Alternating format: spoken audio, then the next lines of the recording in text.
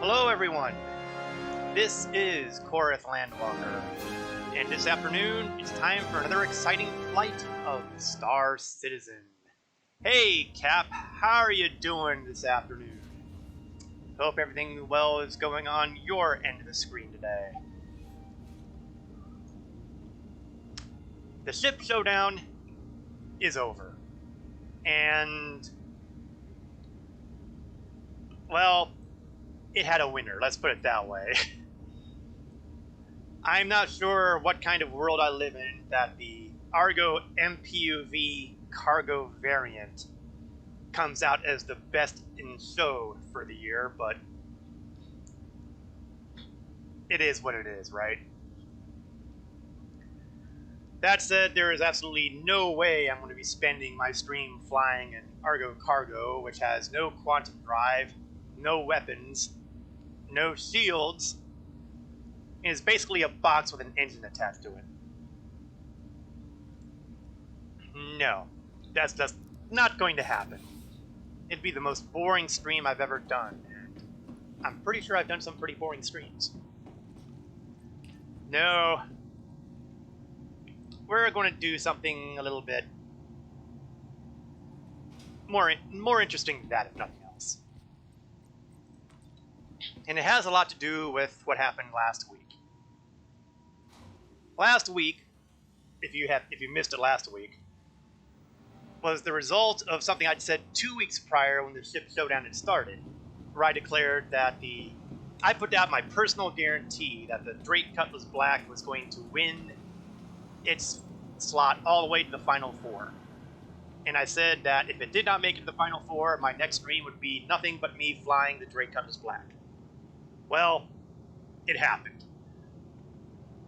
So, I flew it around, and all well and good, but I got to thinking, which is always dangerous for me. I got to thinking and realized, in the last year, I have actually been forced to fly the Drake Cutlass 3 times. I did it during the Aurora MR challenge I'd set for myself. I had it as a target goal to show that you could get a medium-class ship with just the starter package. I flew it around during the Drake Con at the tail end of Invictus Week, and I did it last week. That's horrible. So, this week, we're going to try to throw the balance to the other side. I've spoken very often of the benevolent twin of the Cutlass Black, the missed Freelancer, which of course is down to Lorville, so we'll have to go down to Lorville to pick it up. I mean, I could just claim it here, I guess, but you know what? Let me check to see what things look like outside, but if it's daylight, we're on the day side. We are.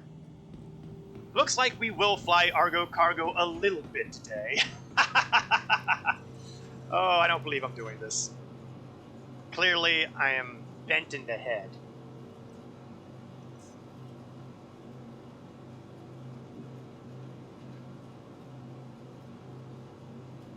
So, we'll just let it get to the platform, pad 2, and we're going to fly it down to Lorville.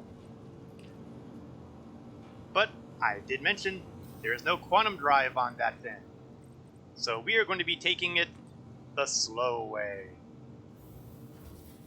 And man, I am not kidding when I say it's the slow way.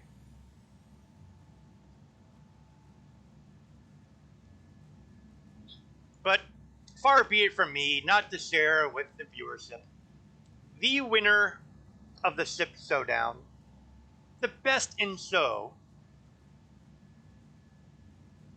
the Argo MPUV cargo.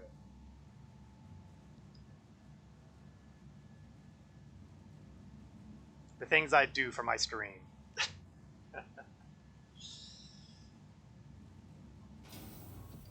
We'll take a quick tour, and believe me, it will be a quick tour. Yeah, you see that? Box with engines. You thought I was joking? I wasn't joking.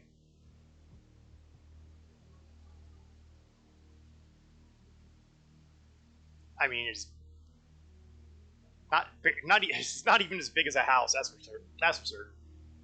If you open up the back end here, I thought you were able to open up the back end. Maybe I'm mistaken. Ah, side button. Lower the ramp, and you would be able to put in. I think this has got a 2 SCU cargo capacity. I could be wrong. I can't remember the numbers. As well as a passenger seat here for, I guess, keeping an eye on the cargo. Maybe you need someone to help unload the cargo. I mean, your average Aurora carries more cargo than this thing. And then we have the side hatches, which are basically the same way into the cargo area, just different direction. And then we have the cockpit. And there you go, the Argo cargo. Systems activated. Systems on. I take it back, maybe this does have shields. But it definitely has no weapons, and if you're getting into a fight using the Argo cargo, you've already done something horribly wrong.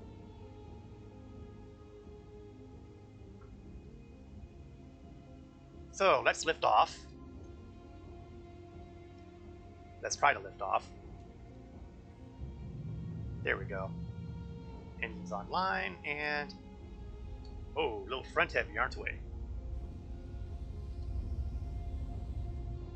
Landing gear up. Now, since we have no quantum drive, we're going to have to basically eyeball it to Lorville. Luckily, Lorville has the biggest freaking building on the entire planet that you can see from space. Thank you, and please visit again. So we'll just aim and fire, so to speak. We are quickly approaching the maximum speed of the Argo cargo, which is actually faster than I expected. Well, maybe not. For a moment there, I thought we were going to break 900. That would be 900 meters a second. Nope. We're very close, though. 899. Oh, come on. You can do it. You can do it. It can't do it. So we are going to take the painfully slow method of getting to Lorville.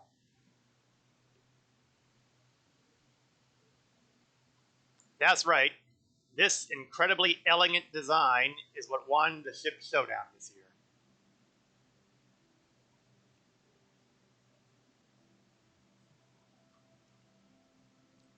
So yeah.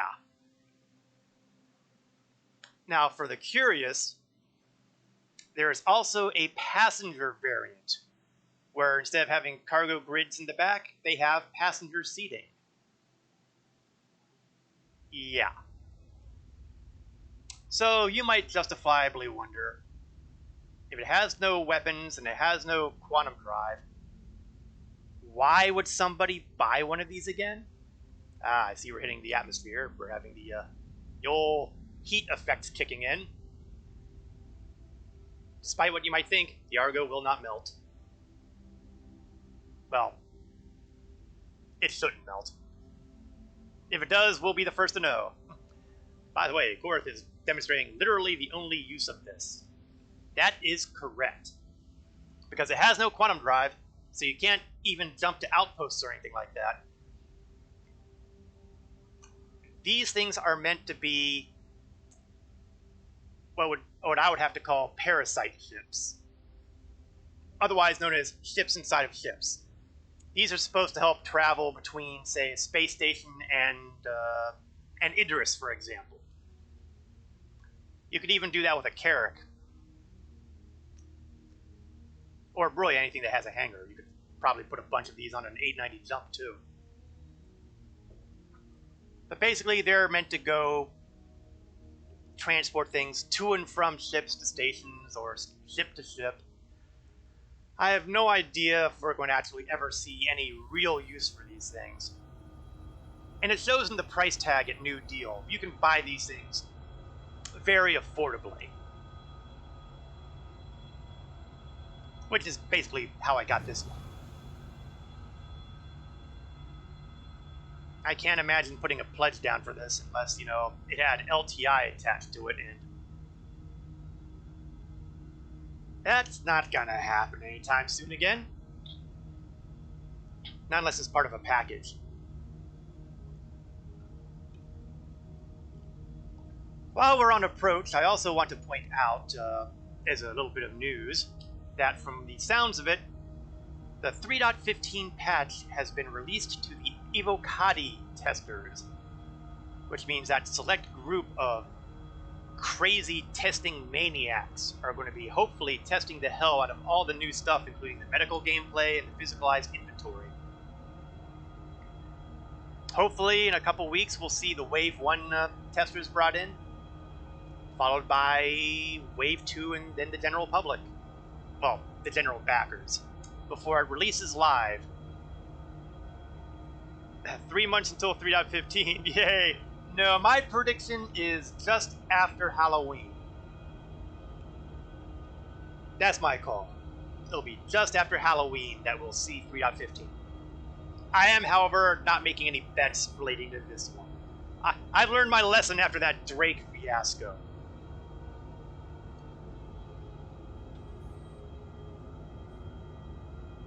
All the same, though, I believe that Halloween will come out. Well, Halloween will come and go. And then 3.15 will land. Just in time to give us a little bit of play with some of the new ships. I don't think they're going to have all the new ships they're talking about for the Expo. I think, for example, the Crusader Ares, both variants. My prediction is November. Yes. I think that 3.15 will come out with the Redeemer and, what was the other ship they were talking? I can't remember. There was another ship that they were going to be doing something with. And then for 3.15.1, for the Expo, they'll release the Ares, both Inferno and Ion. These are my predictions. Mark it. We are we're about 10 kilometers above the surface of Lorville. It will not be long before I start getting the annoying messages of, hey, you should probably contact ATC anytime now. So it would be wise for me to start watching for the delivery messages. My prediction is that they have some straight-to-fly-void IAE. Well, you know what?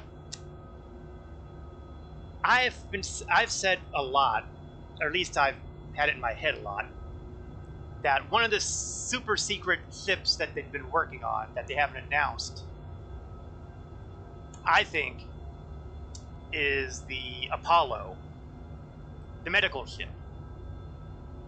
It makes a lot of sense to me that the straight medical ship would be the one to release for when medical gameplay comes in. Sounds logical, right? But the problem there is that it's also supposedly very modular. I don't think they have that kind of stuff available in the game yet. And the modularity is important because it determines what kind of beds are in the Apollo. The tier 1s, the tier 2s, the tier 3s, and all that stuff. They told me I have... Oh, there we are. So I don't know. I thought the Apollo would be a shoo-in, but when I found out about the modularity question, it's more of an eh. Another possibility that I'd like to throw out might be the G12 Rover from Origin. They might not do a ship after all. They might just do a four-wheeled vehicle. And it has been a couple years since they announced the G12 as a concept. It's not impossible to think that that might be on the radar. Of course, trying to predict anything involving ships is a lost cause. Let's get the landing gear dropped and Oh yeah, maybe it would be a good idea for me to slow down a little bit more. Now the good news is even the smallest of hangars, and boy, they didn't put me in the smallest of hangars either. I think that's a medium-sized hangar. So I'm gonna have no trouble landing this baby. Now that I've said that, watch, I'm gonna crash the ship.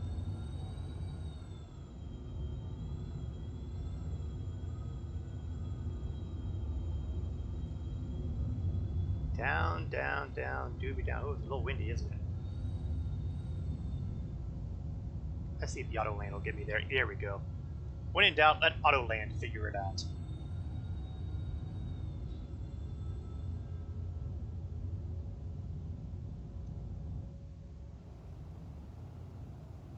And there we go. Setting down like so. Engines off. Landing complete. Have a pleasant Systems stay. off. And that takes care of our Argo cargo flight. Good riddance. That'll be the last time we fly that ship anytime soon.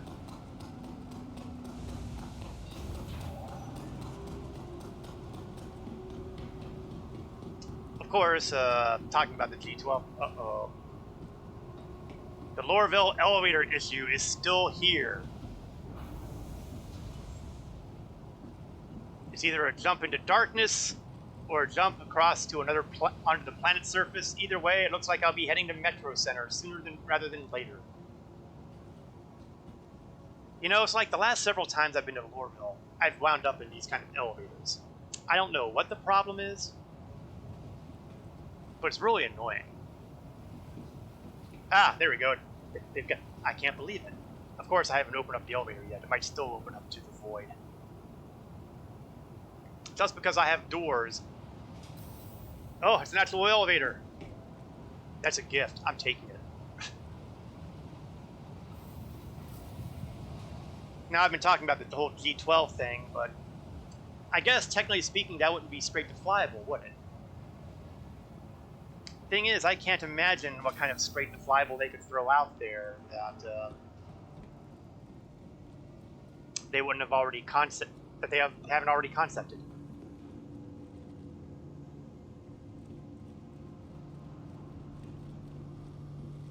Unless it's going to be something like the Argo Medical Starship.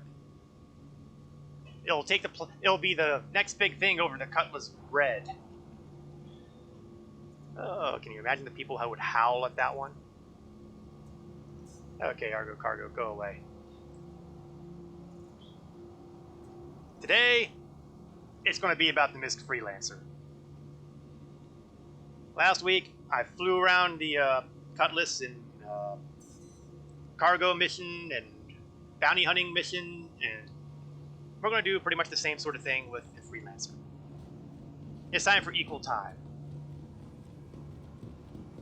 Pastime, honestly. Of course, I probably should have paid closer attention. There we go. Hangar 9.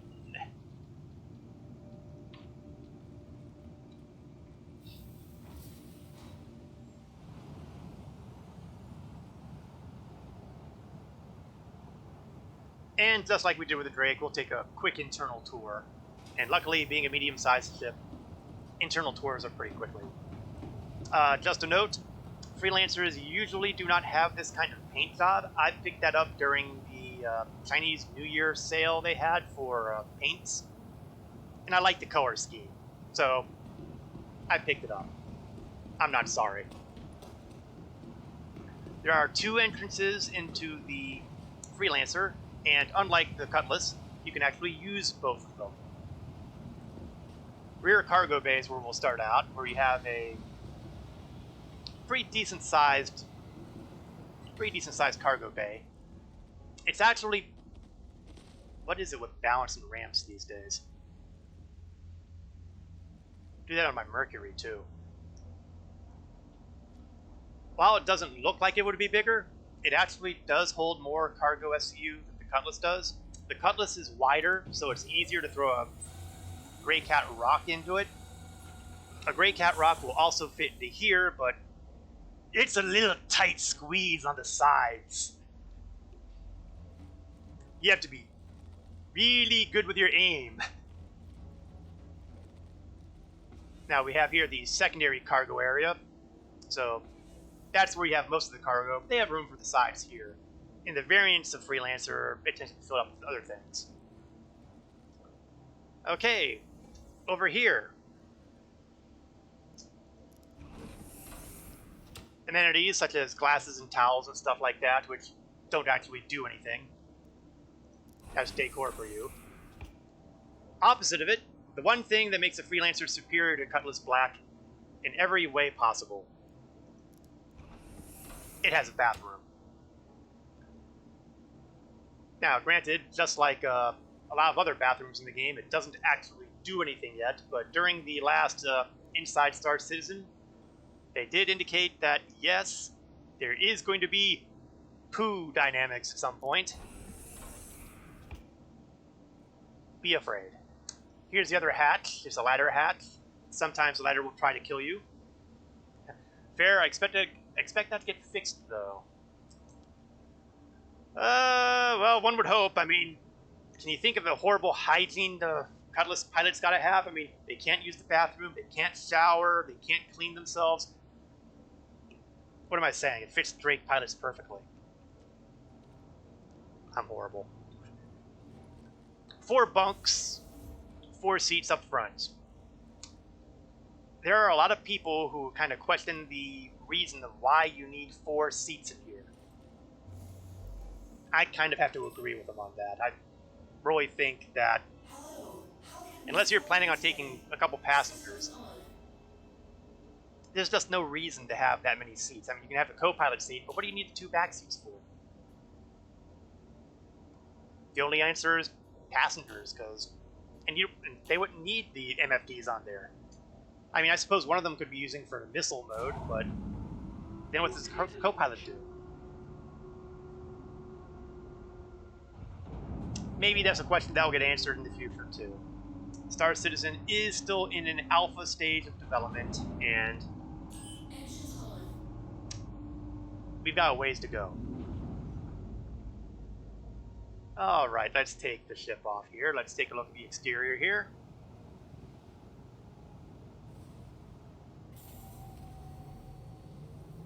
Up and out.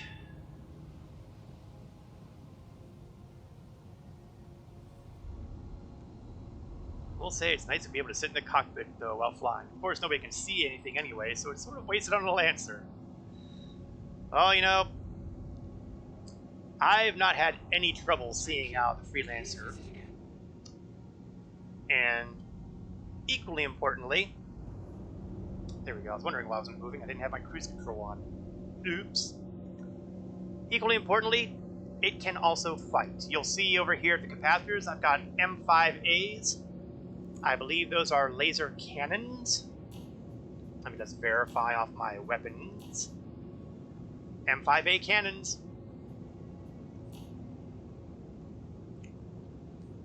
And I want to say they're size 3s.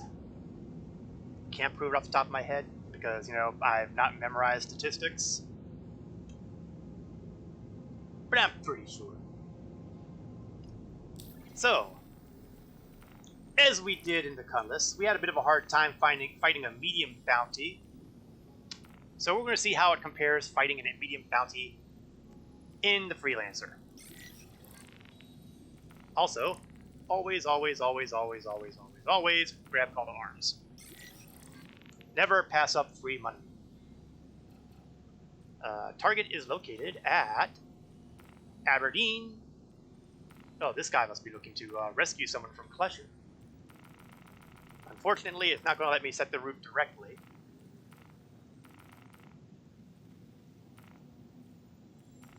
One day, these maps will actually be able to allow you to set the routes without having to jump through hoops. But it is not this day. Really annoying. Let me just see if I can see the marker for the mission. Nope, it literally is on the other side. Alright. Orbital marker, or better yet, Everest Harbor. Why use an orbital marker when I can use a space station?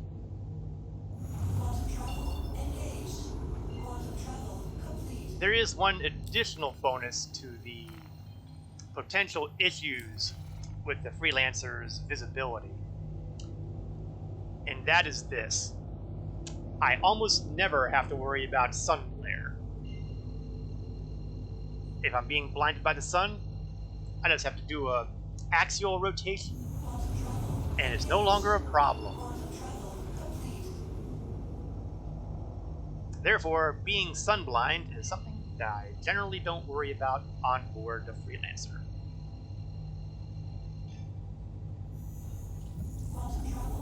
There aren't a lot of ships you can say that about.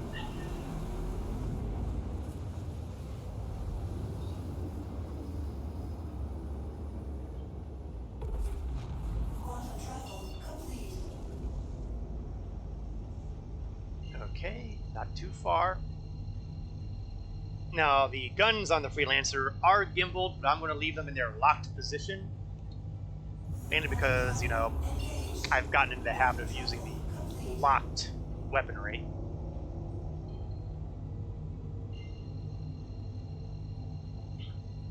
And the gimbals have been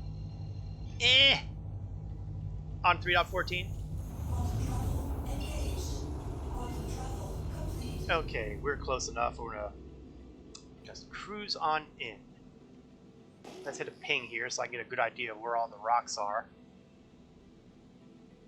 You know, that was supposed to show me where all the rocks were.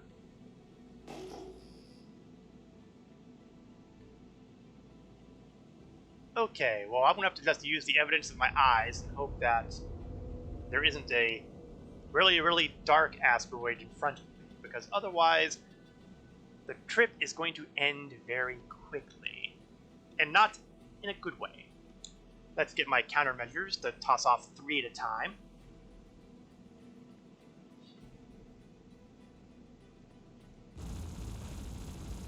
Yeah, that's a pretty decent rate of fire on these guns, actually.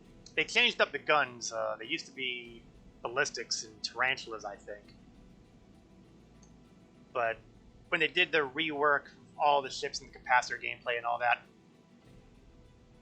the Freelancer guns were one of the ones that got changed up. I don't have a problem with this. I like the energy weapons.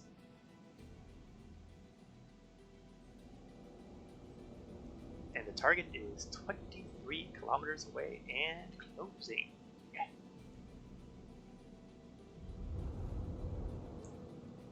Fortunately, I'm also heading towards rocks. Let's kind of angle the approach a little bit.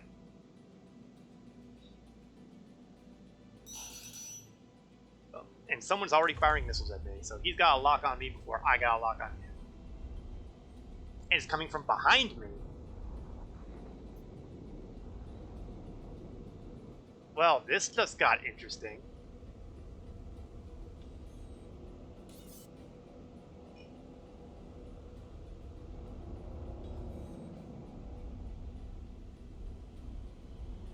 This just got a lot more interesting, didn't it? Okay, it looks like I've got an interceptor target here who wants to say hello. It's not a player, so it's not someone trying to be really clever. Maneuverability on the Freelancer is roughly the same as you see on the Cutlass. It might be a little more, but it ain't much. It's not really noticeable. And I am not able to get a beat on this guy, so I'm going to do the same thing I did with the Cutlass. Ah! Alright. No more Mr. Nice Guy. I'm going to decouple up. And while I'm going in one direction, I'm firing the opposite direction, and we're going to see how he likes being at the tail end of the weapons fire. Well, there's good news and bad news. The bad news is I seem to have lost some important parts of my ship. Like, the entire left side. Hey, Legend Eternal, how are you doing today? Hope things are going well on your end. Oops, looks like someone has pasted themselves on an asteroid. So I seem to be running out of potential targets. Did my target die when I wasn't looking?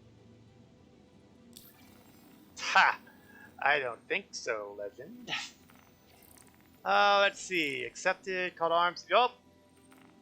And yep. I'm guessing the guy ran into an asteroid because bits and pieces. So we're gonna do a quick landing on Aberdeen, and yeah, I'm pretty sure Aberdeen has a spot where I can do the repairs. Except Aberdeen is saying it's too close, so I should be able to land in one of their locations here. Norgard, perfect. Of course, it's also obstructed. Let's drift a little bit over here so that big, mean asteroids don't do violent things to me. Yeah, that just needs a little bit of a paint job.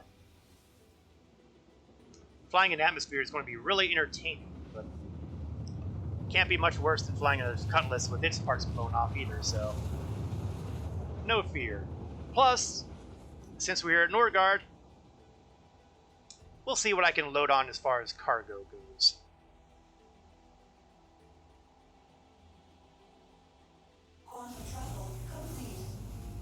Alright.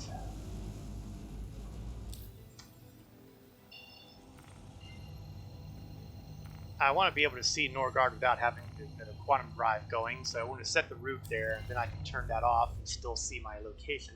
I'm flying upside down. Let's not do that. There we go. And forward. Since you missed the early part of the stream here, Legend, I just wanted to point out that I am giving equal time to the Cutlass's competition, the MISC Freelancer. So today, it is all about the Freelancer. I apologize in advance if this traumatizes you. And it will. I also gave the due gift that was... how do I phrase that? I've rendered what is due unto the Argo cargo by flying it from Everest down to Lorville. So that will probably be the only time I'm flying the Argo on stream. What can I say? It just doesn't... The Argo is... When it actually has a purpose to exist, then perhaps I will be more enthused by it. But until then, nah.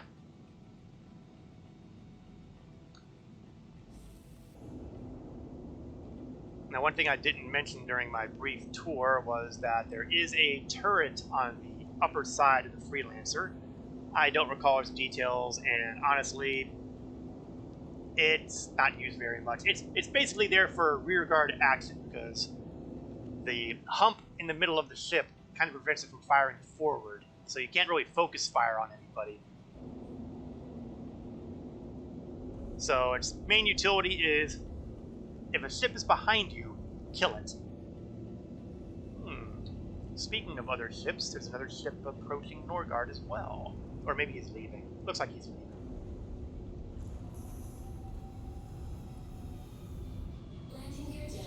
We'll go for the pad on the left here.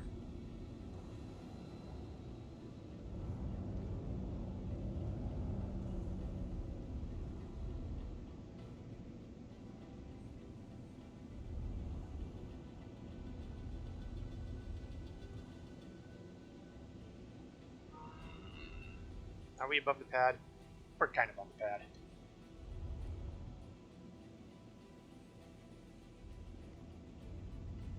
Set it down. Landing successful. So let's see if we can get the repair guys doing the work here. Yes. Try to get that wing back on, eh?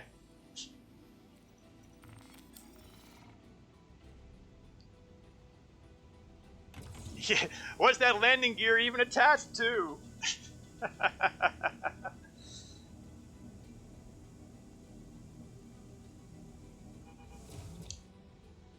They gotta do something about that at some point. At some point, they're going to arrange it so that if they blow off the left-hand side... Well, we have an engine, and we have a wing! Yay! Engines off.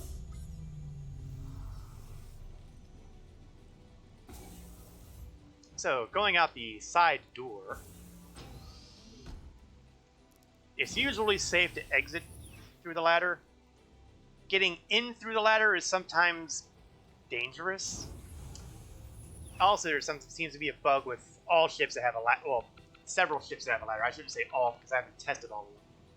But when you try to go up the ladder, it's not centering you on the ladder anymore. It's kind of shifting you to the right of it, which is disturbing, annoying. Pick the emotion that reeks of irritation, and it will be sufficient. Aberdeen is a nice, toasty 226 degrees Celsius. Nice and toasty.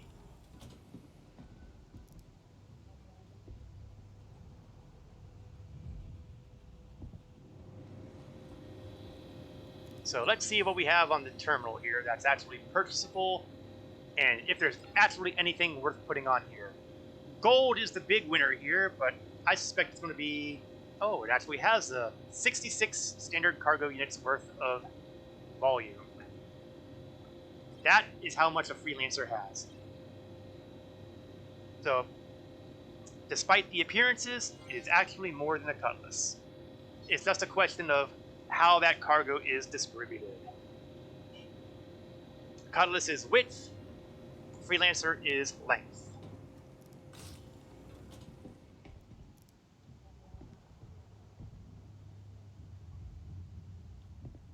Open sesame, and let's go back and we'll go through the rear cargo because... insert joke here. Out of the gutter with you.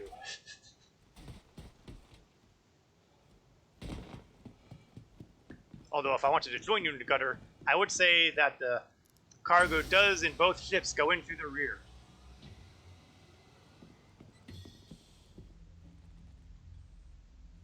So there's our cargo distribution. And there's technically room to go into the left or to the right, although in the past the left has kind of got an area to get stuck in.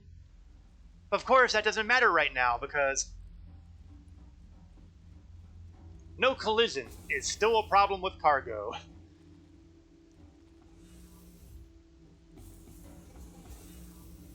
Sooner or later, someone who actually is involved with this sort of thing will actually notice it and do something about it. But it ain't happened yet. Does that paint job work on all Freelancer variants? The answer is yes. Yes, it does. I've had this on the Freelancer Dur in the past, and you can say the same thing about the other Freelancer paints as well. If you buy Freelancer paint, you can use it for the Max, the Dur, the Miss, and this, the baseline. Which is good because I think it's a really good paint job.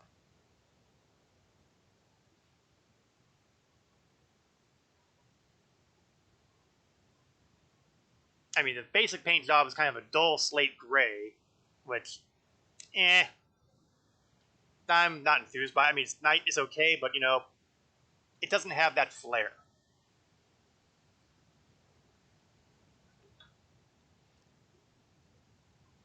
Now, I've got a paint job for my Dur as well, which is a midnight black paint. I bought that one in game. It's kind of midnight. It's more of a charcoal black, really. And it's decent enough, but I like the way that the colors pop on this one.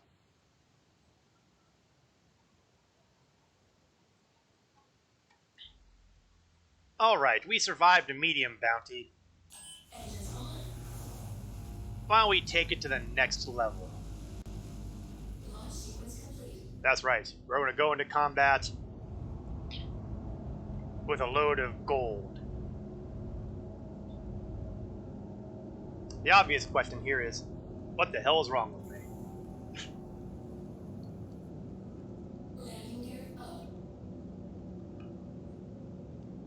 But I feel compelled to say that it took me a lot faster time to take out my target in the Freelancer than it did in the Cutlass.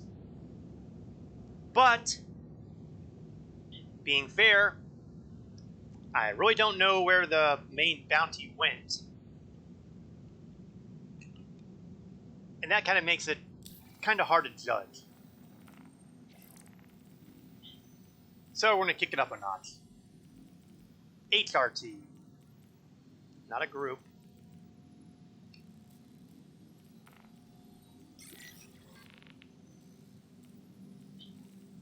I mean, not that I have an emotional problem with going with a group, but at the same time, I want to be fair about it as far as the experimentation goes.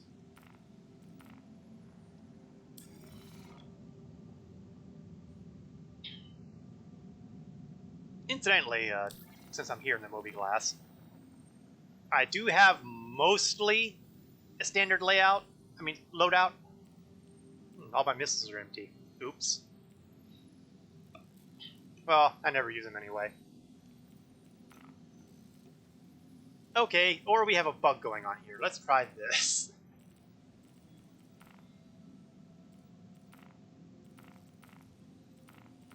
Okay, if we go by what the vehicle loadout manager is telling me, I should not even be flying right now. Because it claims that I have no paint, no missiles, nothing at all on board the ship. Which is obviously a lie, because here I am flying.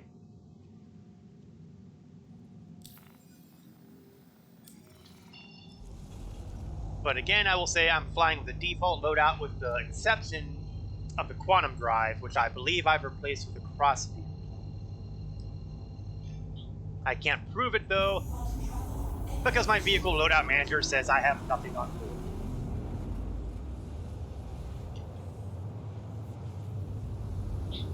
This Moby Glass was brought to you by Microtech. I want a refund, Microtech.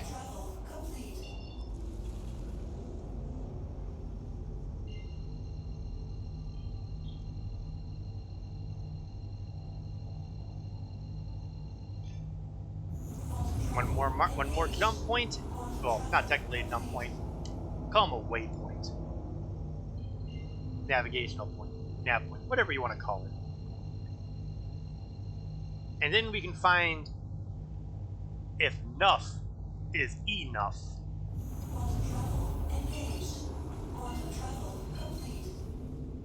Again, locked weapons. And hopefully this time, just maybe, I won't have to deal with somebody firing a missile at me before I even detect anybody. Oh. Speaking of which, let's get those decoys up again. It does not save the number of decoys that you have loaded on here when you go in and out of your seat, so be aware that you have to do that reset. Kind of surprised me, because a lot of the MFDs have apparently managed to remember their state, but the decoys, as of yet, do not.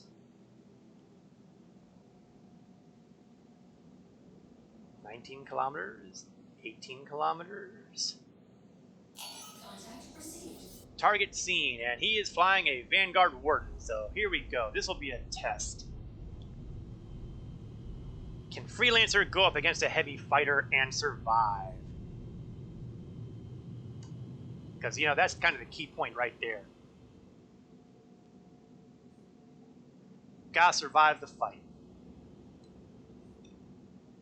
Okay, neither one of us are closing it very quickly, so I'm going to increase my speed a tad. I've got everything balanced as far as my power triangle goes, because I'm trying to take advantage of the fact that I have decent shielding. Let's see how you like this. Let's not see how I like that.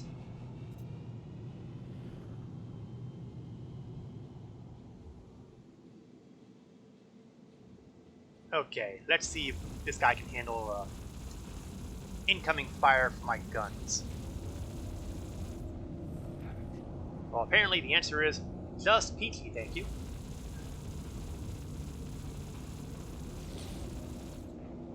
Well, I'm getting hits. That's the good news.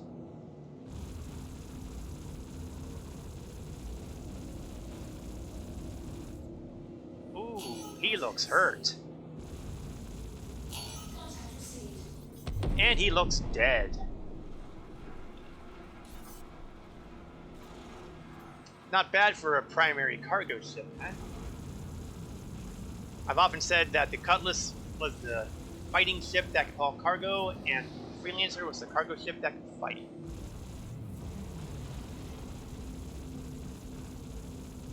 And it's not doing a bad job. Oops, taking hits. Who's that picking on me over here? Can't get a good look. Another Eclipse.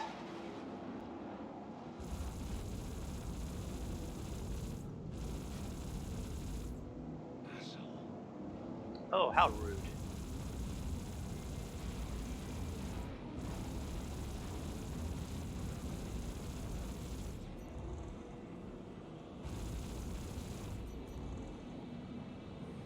Capacitor is kind of slowing me down as far as... If that guy keeps flying the way he is, he's going to smack into that rock. Shit. There we go. Bye-bye. So we managed to take out a high-risk target with a Freelancer. Can we take it up another notch? Can we handle a very high-risk target?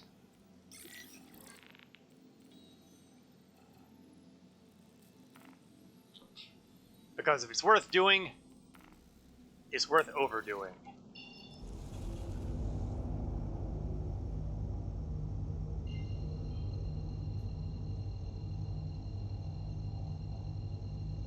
Just hop around the side of the moon here, and we'll head to Ariel.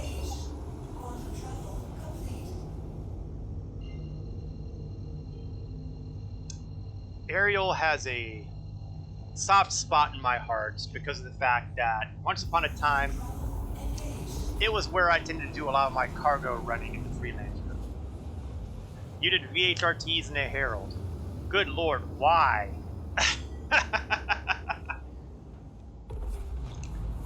I mean, I know you like handicapping yourself, but seriously.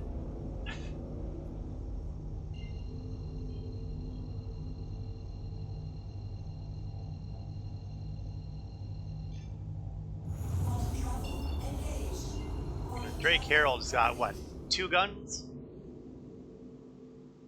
2 size 2 guns? I don't recall what the size guns on the Herald are, but they're not big and they're not many.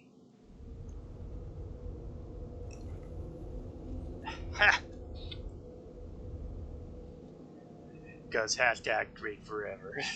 2 size 2s, 1 size 3. It actually has a 3rd gun. I must have missed that one last time I had a hold of one. Where did I hide that size 3?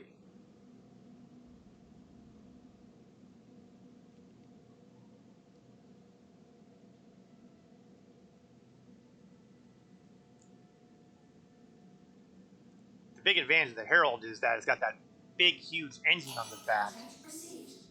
Oops, I think my target has... Yep. There he is.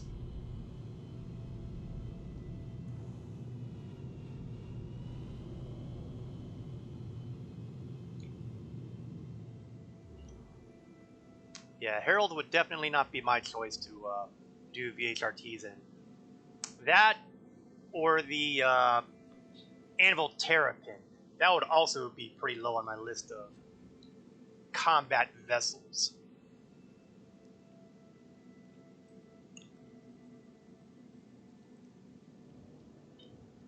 And I like the Terrapin a lot better than the Herald.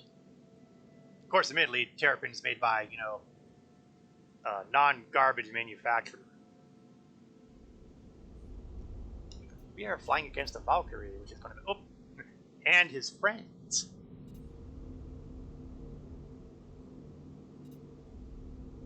Oh, we never did want the easy way, right? Come on, a little closer, get in gun range.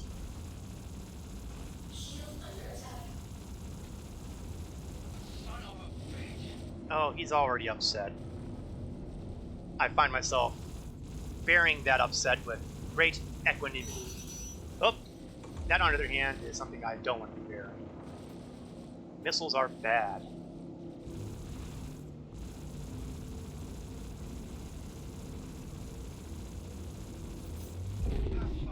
Anvil is down. Let's see if we can get the other guys. Who we flying here? A Warden and a Warden. Well, at least they're consistent, right? But you're the one who's in weapons range. Might as well get paid for these guys, right?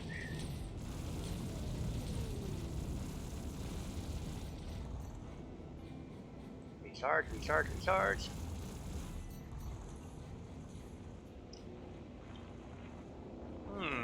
Looks like his wing is kind of missing there. Looks like the rest of his ship is missing there too. Oh, wait a second. I've got another ship.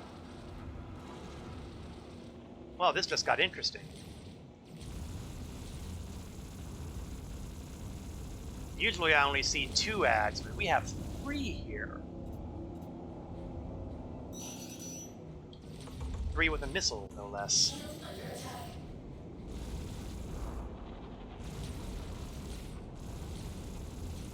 Let's finish this guy off.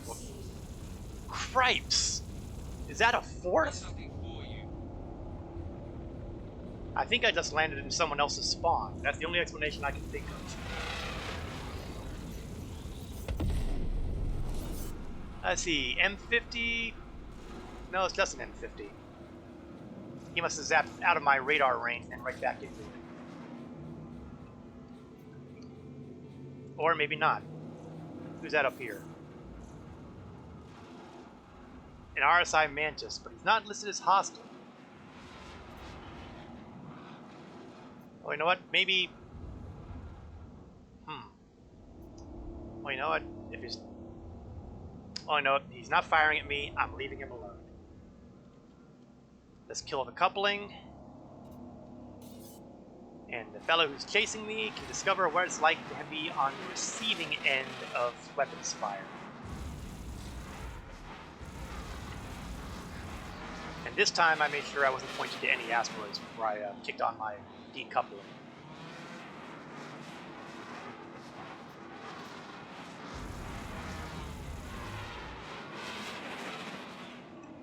That said, his maneuverability is still making it tricky. Got some hits on him, but not enough to get through his shields. Struggling to get these guys in Cuddy Black must be not just experienced enough, so the raw power. No, it's roughly the same kind of problems as I'm having right now. The fact that the M50s are able to circle you without you being able to match up with them because of, you know, the fact that the Cutlass and Freelancer are about as maneuverable as Lard. They were both more maneuverable before 3.14, but 3.14 hit them with the heavy end of the hammer.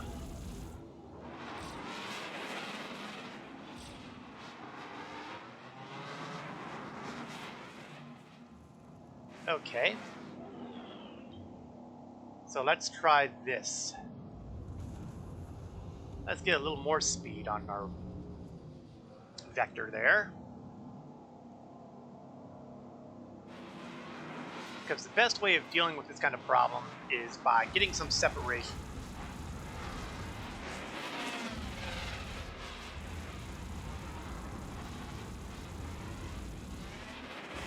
There we go. Some more hits on it at least. Ah, for a minute there I thought you were going to blow up there.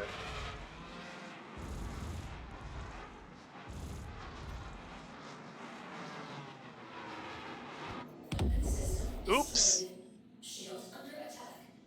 Looks like he made a boo-boo somewhere. Oh, it looks like I've lost a piece too.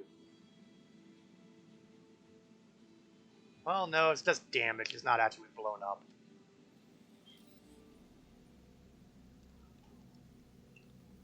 Not bad, not bad. Let's hop out of the Hurston system for a bit and head to Microtech. That way we can unload the cargo and perhaps try out something else.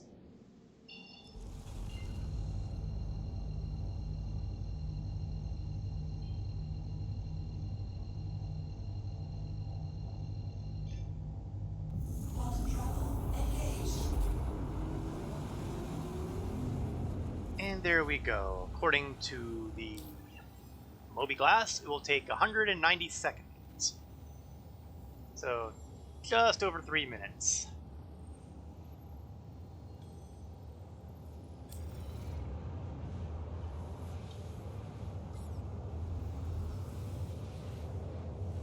We'll just stretch out a bit and make sure the cargo is all still there. It is.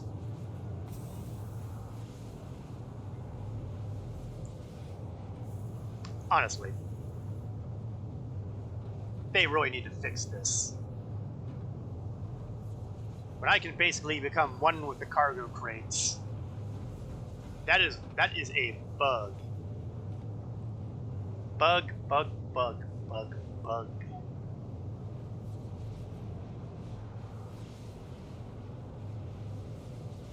I'm using camouflage.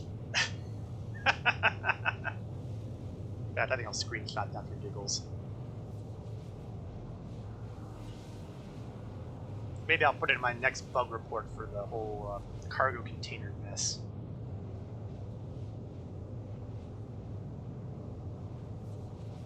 Be very, very quiet. I'm hiding in metals.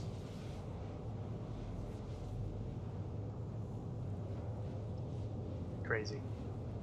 But there is enough to walk around either side, theoretically speaking. So even when collision is working, it should be okay.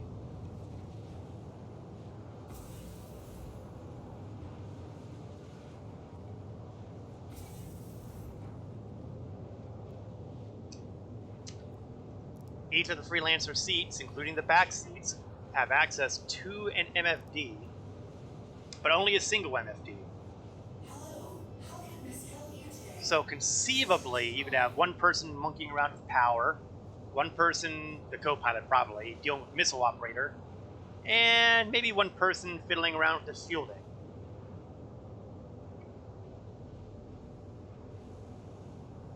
Now, go ahead, ask what the odds are of ever having a full crew of freelance pilot people dealing with all this stuff.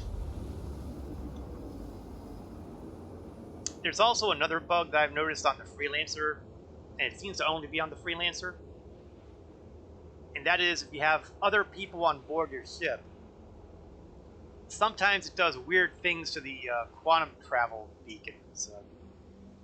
They stop being available, you can't get into quantum. Weird stuff. So, having passengers on board Freelancers right now is kind of in a weird place.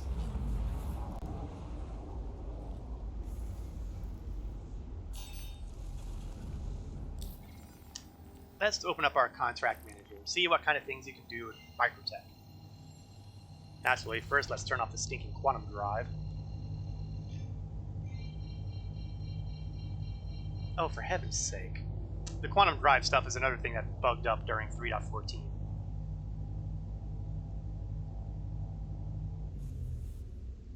There we go. Criminy. Finding 3 people that are willing to fly. I don't know. I can think of 3 people who have been part of a org that I'm aware of that has done so, in not even in the distant past. Admittedly, I didn't tell them that they were going to be going on board the Freelancer at the time, but you know, life's tough all over.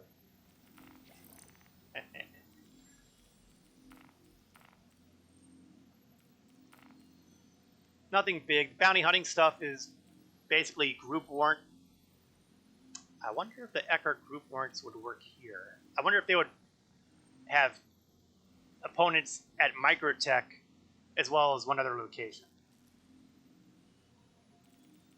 Something to think about. Ah, now here's the one that's worth it. Ha! I was tricked!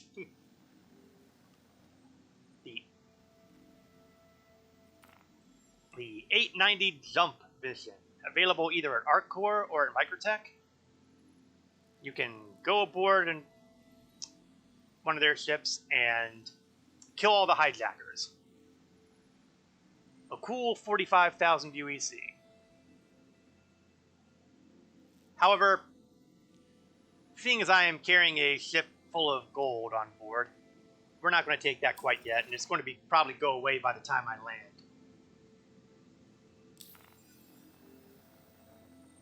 All the same, though, I wanted to point out that yes, it did exist. Maybe if it comes back after I make my delivery run.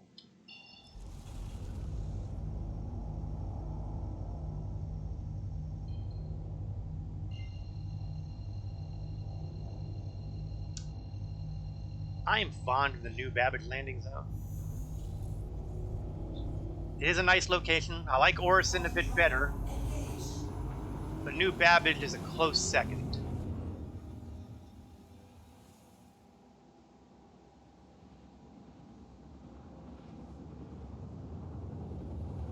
The best part of New Babbage is the ability to see the spaceport and say, nah, I'm not going there. Because you see, there is an area where you can land outside the commons and effectively get yourself to where you want to go much faster. So we're going to try to do that today. Well, try really isn't the right word because, I'm gonna. Step 1 is locate spaceport. And the only reason I want to locate the spaceport is because there we go. I need that frame of reference so I know where I'm aiming.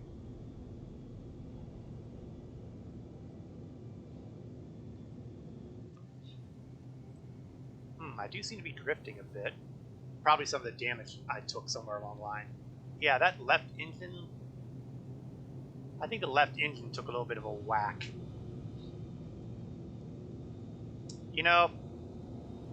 Yeah, given my issues here, maybe the spaceport is the smart move after all. At least the spaceport I'm going to be able to hopefully land. I do not like the way this is going at all.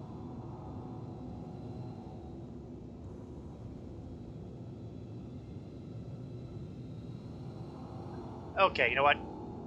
Back up into space. I have a feeling that if I keep going this current route, I am going to crash.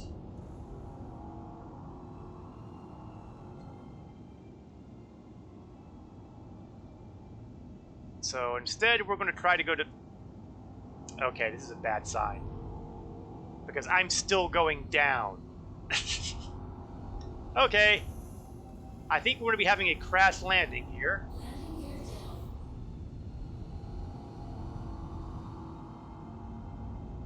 Oh, I know the problem. Oh, man. My own fault here. Can I do it before I die? No. Here we go! Heads up!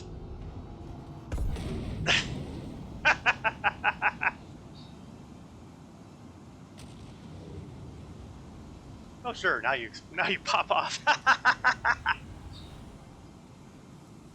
I didn't want that gold anyway.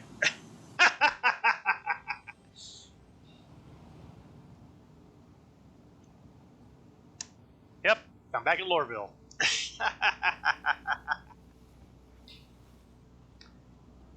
But you know what? This does give me a chance to do something else here.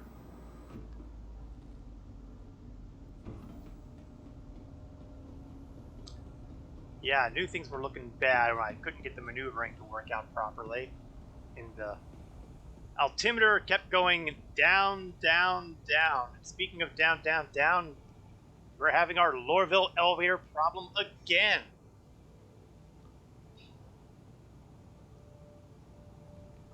Look at it. Nothing but void.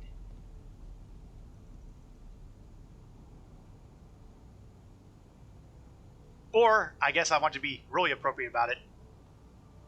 My God, it's full of stars. Oh, it saddens me to realize how few people are going to understand that reference.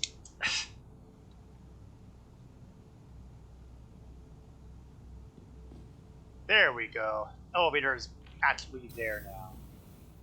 Oi.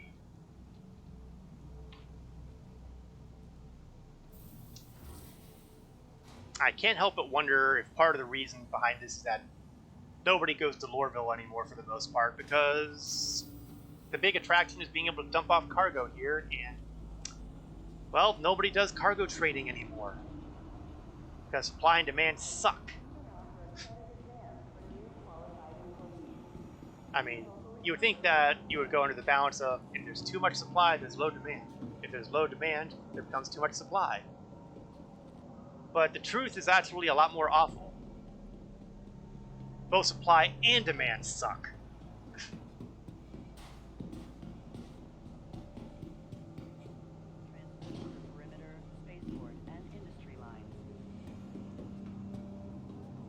Okay, train. At least the train should still be working. Please let the train still be working. Of course, it's already leaving. Boo, hiss!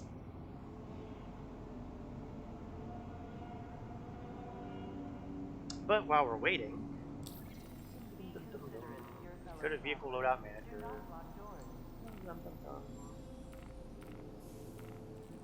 Just for giggles, freelancer. Well, tell me if there's anything on there now. No, it's not. Crying out loud. Okay, let's see. We were talking about paint earlier. Oh, I can't even get the paint yet. I guess I gotta claim the ship to have access to the paint again.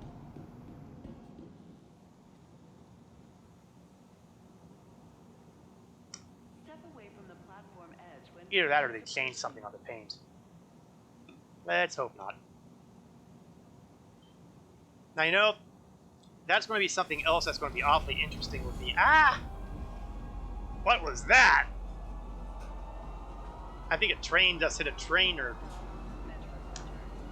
That's not the question. In any case, as I was saying before physics interrupted me, the whole physicalized inventory thing kind of makes you wonder about paints. I'm a ghost now. You know, you may be right. No, I still seem to be intact.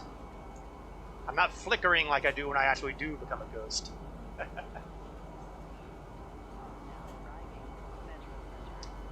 But with physicalized inventory, when you're killed, you're going to leave a container with loot stuff in there. How that's Swayze.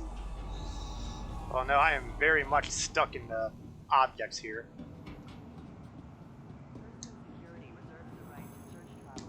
When you die, you'll leave behind containers. And that includes your ship. If you die in your ship, all the things on your ship inventory will be in a container. But how is it going to deal with things like paint? Especially if it's a paint that you purchased on the RSI store as opposed to in-game. What happens? How do you reclaim them? Say I die and I'm wearing the Invictus jacket. Admittedly, the Invictus jacket. What happens? Is it gone forever? Or at least until the next patch? Now, there's a lot of people who have been advocating for some kind of vendor where you can go to reclaim stuff that you picked up as a pledge. But we really don't know how that's going to work. Hopefully the Evil Kadi will be testing all these crazy possibilities.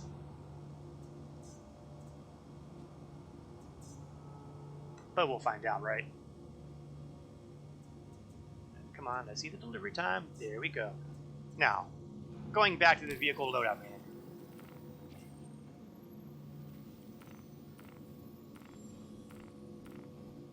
Trying to go to the vehicle loadout manager. Say I have a Freelancer Dur. You'll see that I have available the red livery for the Freelancer here. So what I'm going to do is I'm going to call up the DIR, and we can see how the red paint looks on the Freelancer DIR.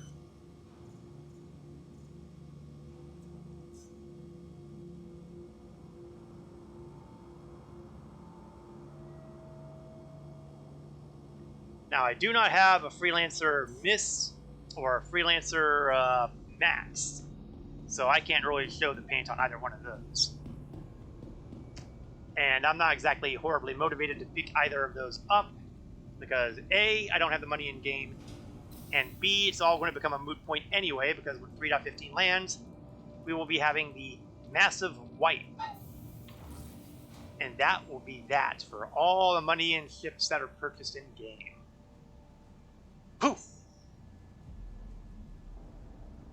Everybody will be back at square one, which ought to be really, really interesting. So, here we are. We have the Freelancer DIR with the red paint on it. And you can see it's got those extra fuel pods, also red painted, also gold painted.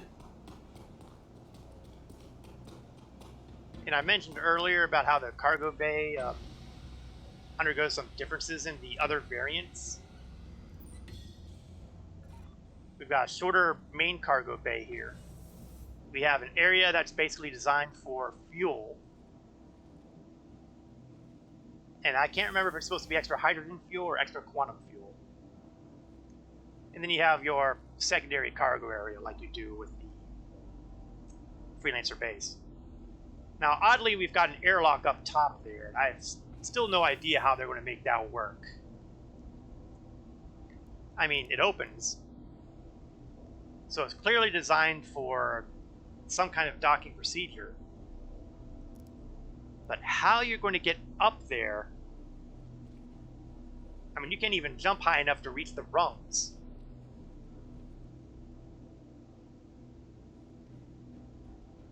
But that is the question for another day, for another development sprint kind of thing. In other words, it's CIG's problem.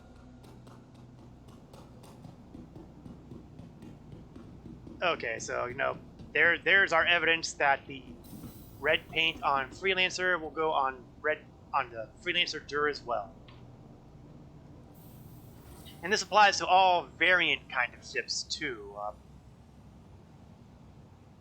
If you had a skin for, say, what's a good example? The Cutlass. If you had the best in show skin for Cutlass from last year, you'd be able to put her on the Cutlass red, black, or blue. I'm pretty sure. I don't have a pledge for a Cutlass, so I can't prove that.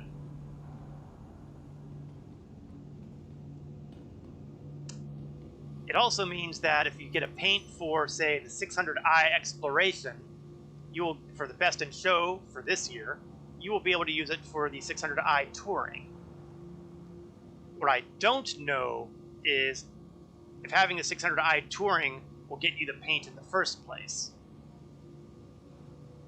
You'll be able to apply the paint if you have it, but if you don't have the 600i Exploration, I don't know if you'll actually receive the paint for 600i Touring.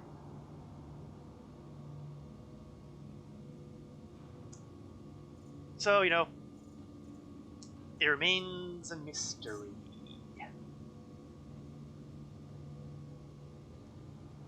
Okay, let's get the paint back on the Freelancer base, because I prefer the black paint on my DIR and the red paint on my baseline Freelancer. No particular reason, it's just the way I like it. Charcoal black.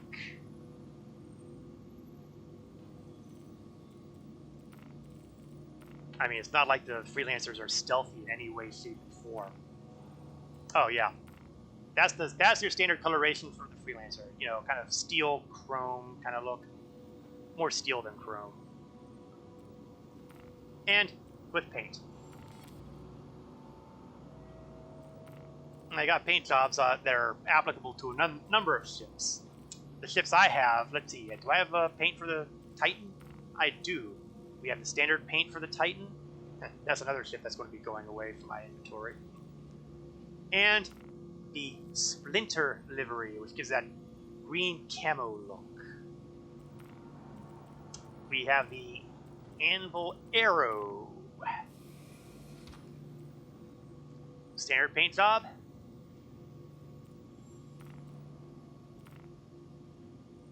Green and gray.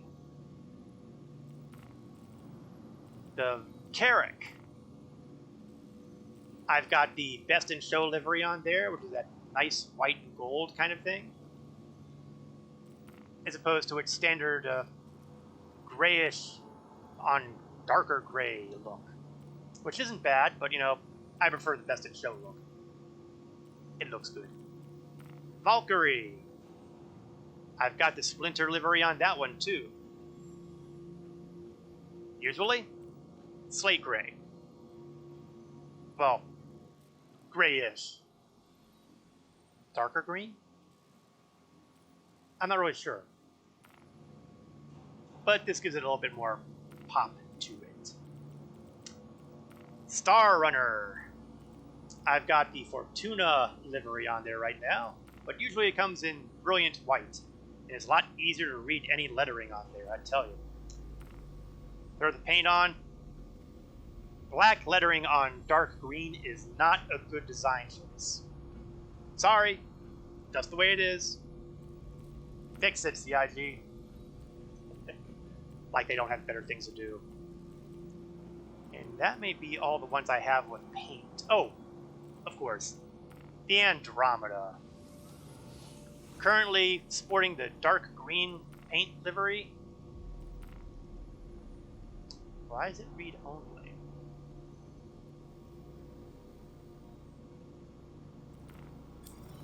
Why is the Andromeda read only right now? Unless it's destroyed somewhere and I don't have it claimed. No, it's still... Oh, Orison. Orison's been weird lately. Let's claim it.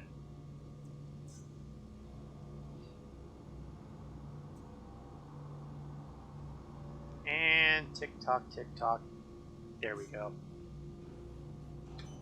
Back to the retrieval terminals so we can see the baseline of the constellation. As if people haven't seen this a zillion times before.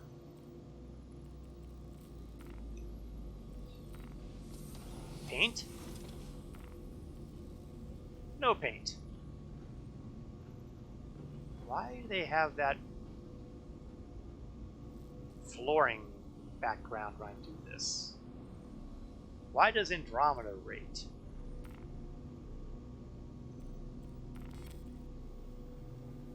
Ours is not the reason why.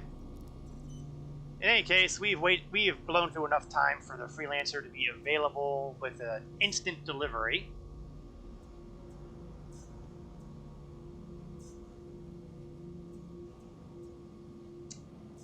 So we're gonna pull it right back out and get back to work.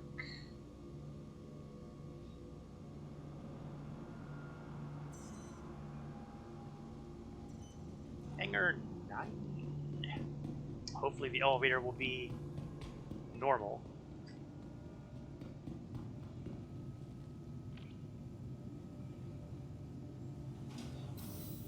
Alright, it is an actual elevator.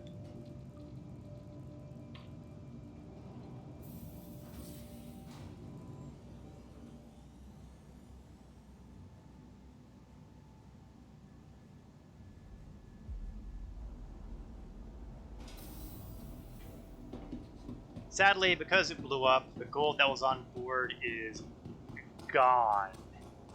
Adios. Hasta la vista. But that's okay, because I made it all back with bounties anyway, so... Which once again goes to show that the way to make money in Star Citizen is not by cargo hauling, but by killing other people. Well, killing AI other people. Player other people is not really worth the effort, unless, except for kits.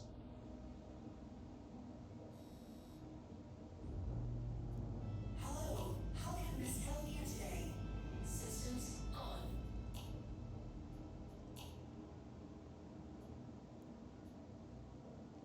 Now, admittedly, mining is also a decent way of making bank, but it's kind of a hit or miss sort of affair. I know there are some people there who are able to find quantanium rocks with no problems and take them to the mining refining stations and make oodles and oodles and oodles of credits. More power to them, I say. I couldn't do it. But that's okay. That's okay. What kind of world would we be living in if everybody were the exact same?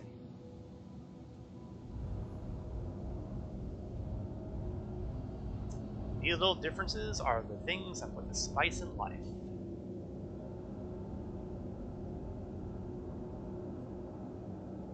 Well, except for, Drake pilots. The hell with them. Thank you, and please visit again.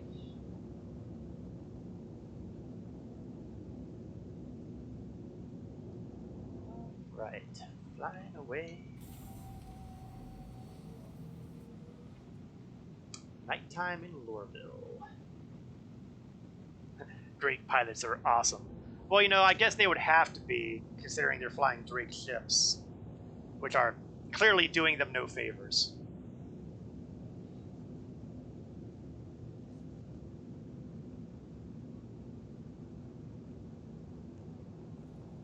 Alright, bringing up our movie glass.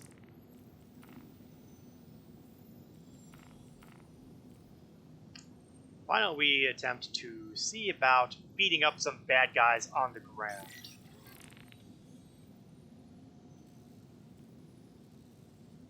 Oh, actually, no. You know what? Drop that. I have a better idea.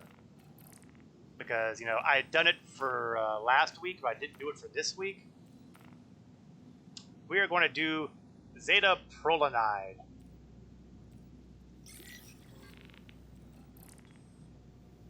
I knew there was something I hadn't done in the Freelancer that I had done with the Drake, and that's get the timed delivery mission. I'm glad I thought of that before I, started doing something, well, semi-crazy. Unfortunately, it doesn't look like there's any convenient spot by the package except for that comm array.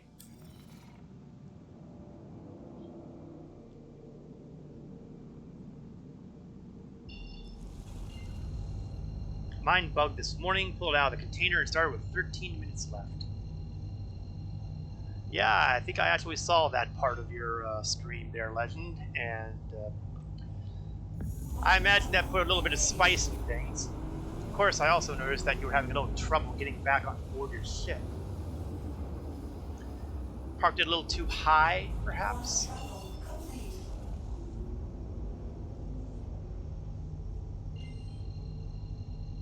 In any case, I have higher hopes for the Freelancer because I don't have to worry about getting on board with the ladder.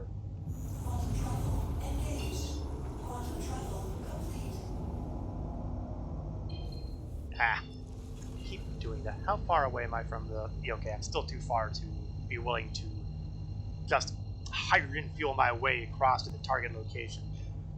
Let's make use of the comm array as a waypoint. Yeah, there was a problem. That is a wonderfully understated way of putting it. Yes, there was a problem. Mistakes were made. Speaking of mistakes, I am getting a lot of hostiles nearby me. Cutlass Black, Freelancer Miss.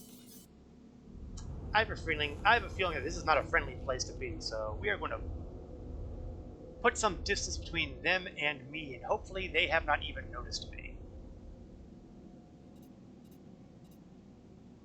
Although I'm 13 kilometers away, how the hell could they miss me?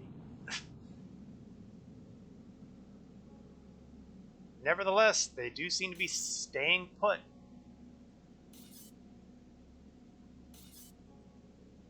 Well, good. They can do their thing at that comm array, and, and we will just live and let live. I have no idea if there were players in there or not, and I don't care.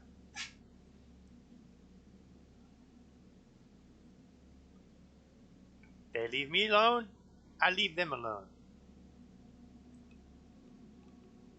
Don't start none, won't get none.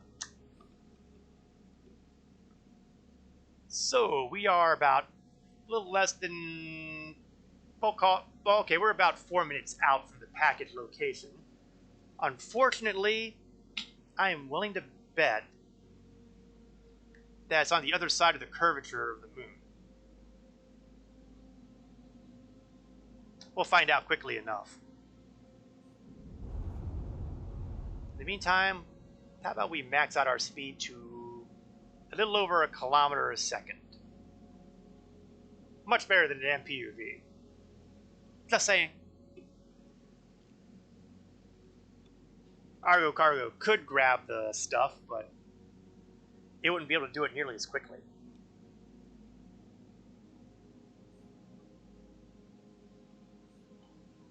Of course, it would also never make it to its destination, thanks to the fact that they'd probably need a quantum drive to cover that distance. They'd be dead in no time. Now, while we're on approach, I recall the last time I went here, I was dealing with the potential issue of hostiles inside of the Starfarer. So it'd probably be a good idea for me to be armed.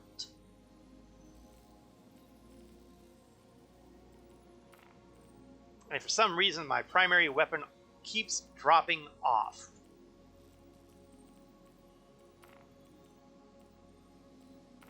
And let's see. No, compensator. And telescopic sight. And laser pointer's already attached. Good. Sidearm, Coda, just in case. And I want a bunch of C-54 magazines. Because if I start using the C-54, I will be blowing through that like tissue paper. Where's my S71 ammo? There we go. Save it.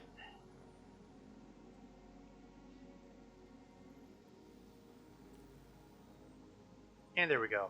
I should be prepared for any unwholesome surprises on the ground. Now, again, since I'm using a ship without a medical bed, if there's any hostiles in there and they kill me, well, that's going to be it for using this Freelancer again, because ooh, I just hit what is laughingly referred to as atmosphere on this moon.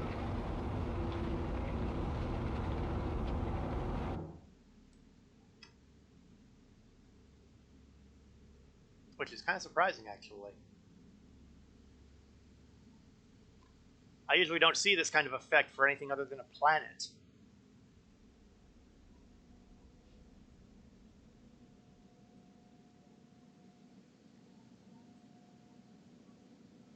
Of course, I am now less than a minute away. And a part of me is saying, gee, Korth, wouldn't it be a smart idea to start cutting my speed down so I don't end up scraped across the entire landscape?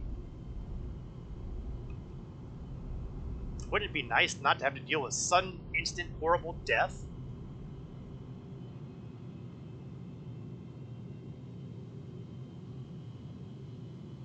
So, we are on approach. 30 kilometers. Speed is dropping. Now, if I recall correctly, this will not be a Starfarer like the last time. I think this is on a Freelancer, but I'm not 100% sure. I hope that's not a prophetic omen there.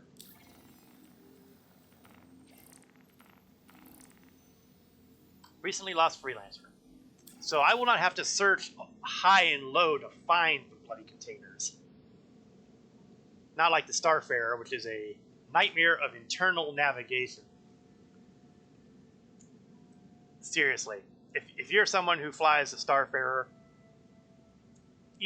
I give you full props for being able to handle the Euclidean nightmare of walking around inside that ship.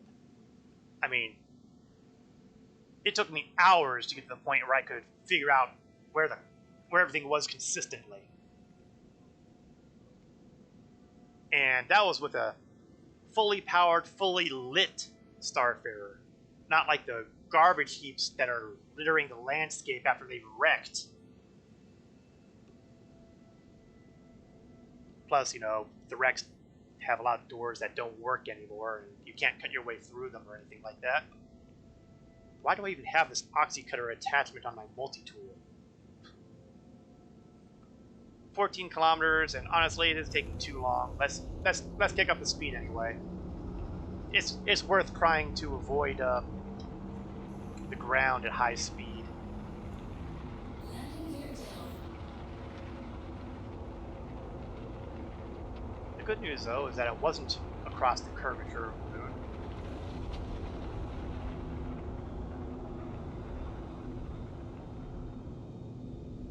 Okay, 4,000. That is a much more manageable number. Let's kick on the headlights. And the Freelancer headlights are a lot better than, say, the Mercury headlights. I mean, I can actually see stuff on the ground. If there's one thing I really wish they would fix on the Mercury, it's the headlights.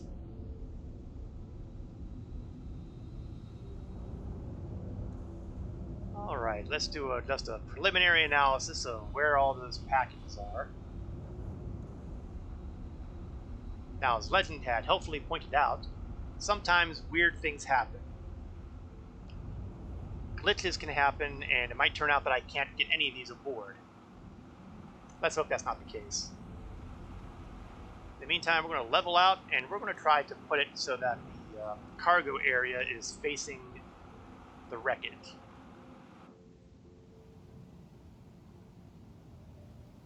Gonna need to rotate right a little more.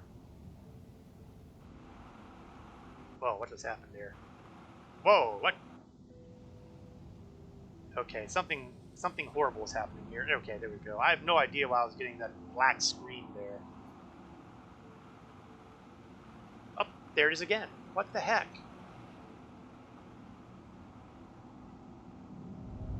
Okay, I seem to be hitting some sort of geometry or something that is doing weird and horrific things.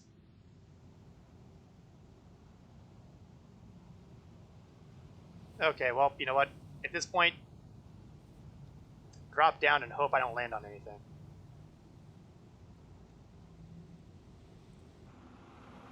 Landing successful. I have no idea what was going on there. Engines Turn off engines, but we'll leave the power on just in case it becomes relevant.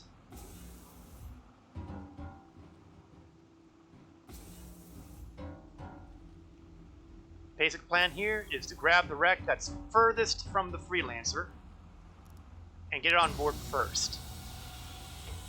Unfortunately, the distance here is bad enough that they're all equally sucky.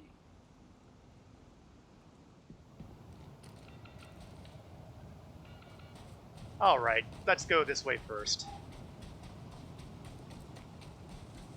I've got the timer going that tells me I have only an hour to live in this environment, but honestly, I'm not horribly concerned about the timing of this environment. Alright, where is my buttons? Oh, they're right in front of me. Dude.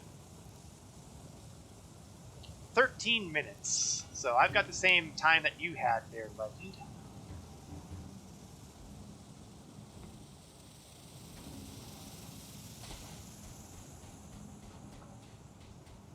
Now what I'm going to do is I'm going to put this guy on the left-hand side of the cargo hold, and the others on the right-hand side, so I will know which one I have to do first.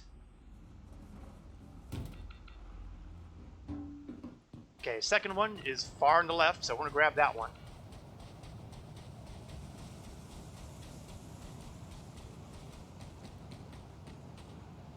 Ah! Overshot. Low gravity moons will do that to you.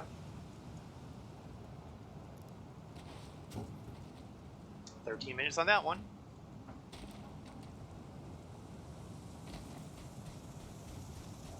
Hopefully I won't have any surprises taking off.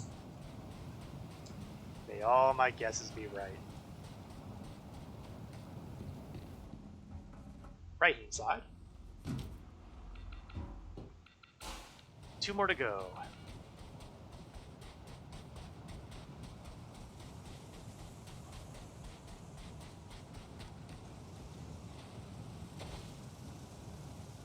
Open this one up.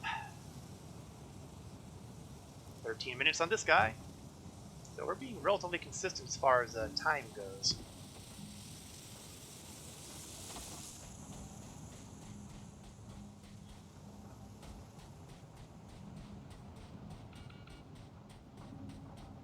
The good news is that getting it to its destination should not be too difficult. Knock on wood.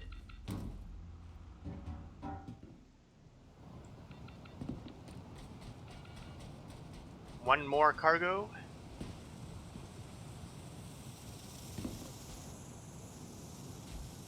Ah, don't get stuck on the wall here. Button, button, button. Click the button. 13 on that one. I love consistency. Okay, so once we got this thing loaded up, we get to the next step. Oh, really, the next step is get off this moon.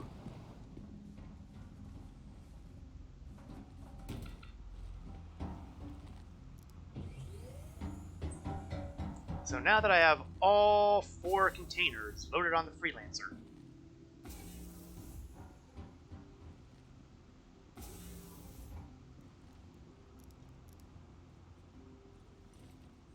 get out of here and hope that I don't hit that strange black screen of doom again. Engines on. Launch sequence complete. Wish I knew what had gone on there. Don't know, don't care. What I do care about is locating my next destination.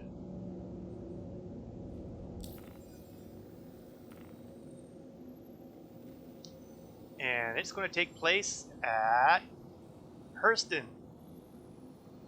Really? Hurston? Yes, at Reclamation and Disposal Orient.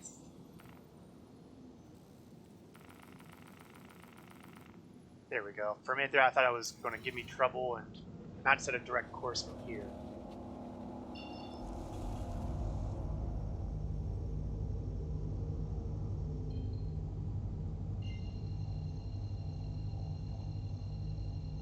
So, the clock is ticking. Will we get there in time? I know, I'm trying to insert some artificial drama in here. Of course I'm going to make it on time. Something would have to go really, really horribly wrong for it not to get there. Like, say, I don't know, a 30K server crash. But on the bright side, if that were to happen, big deal, because everything is history at that point.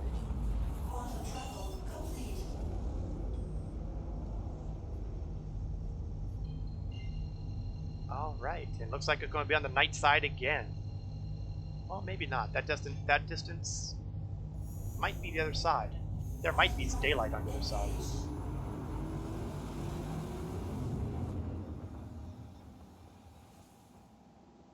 Oh, the drama.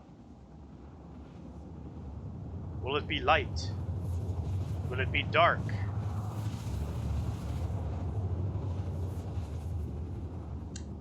It looks like it's going to be dark. Ah well, that's what the headlamps are for. And the floodlights. Which I can't remember if I even bothered turning off.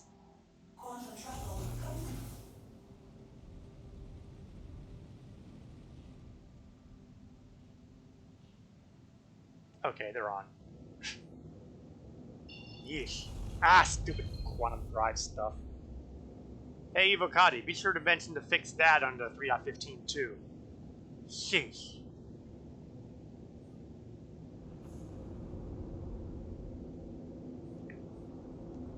Okay, on the approach, and we're not going to be pussyfooting we're not going to pussyfoot around here. We are going to get there as quickly as we can because tick tock, should be plenty of time, but you know, there is such a thing as being too overconfident.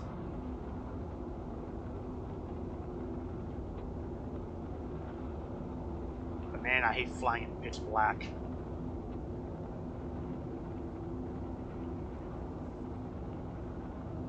Especially on Hurston, because they have these dust storms that really scatter the floodlights and make it even worse to see if that's even possible. Doesn't look like we have a dust storm rolling right now, though, because I'm pretty sure I would have noticed it by now. Knock on wood.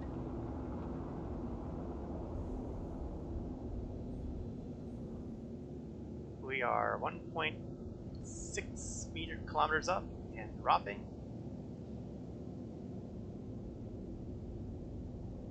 Hopefully I'll see the ground on the lights any time now. Like sometime this year. There we go. And there's everything. I'll turn off the cruise control here because I would kind of like to drop the ship near the drop-off point.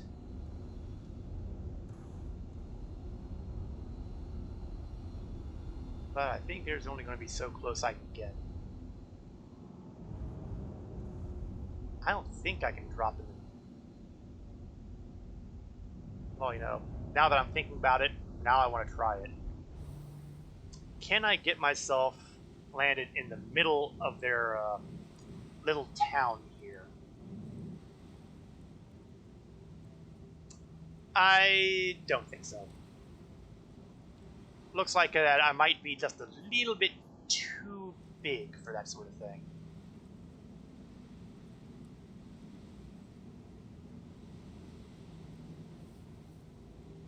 So we're going to try to set down a little up over here.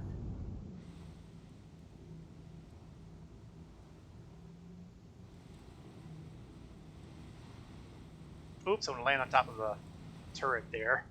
Oh, actually I want to land without a land. Do I have my landing gear down? I don't have my landing gear down.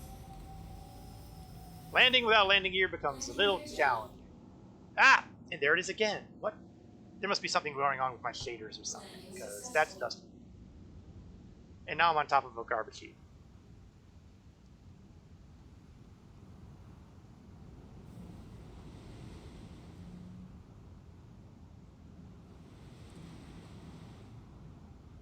Better. I may have to go and delete my shaders folder. That might be causing some of these issues I'm having.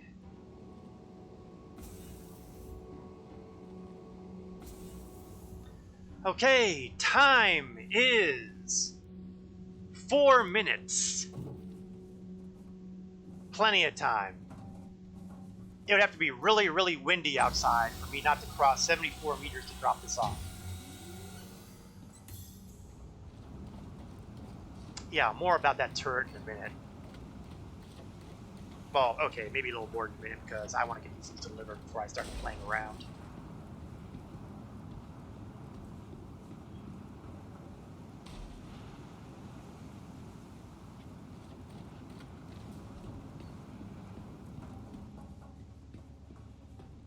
And here it is, the drop-off point with their third-hand, fourth-hand covalence box.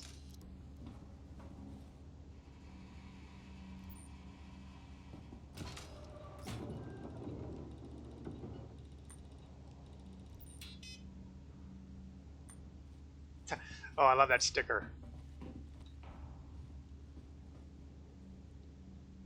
Ex-pirates now running for Imperator. I want one.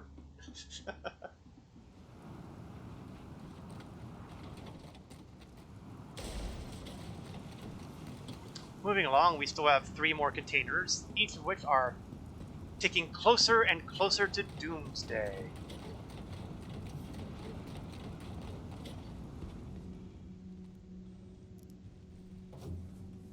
Three minutes.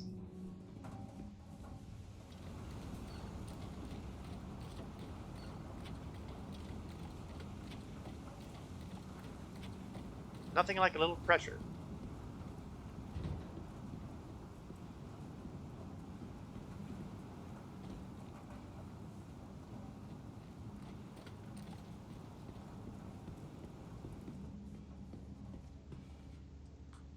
Drop off.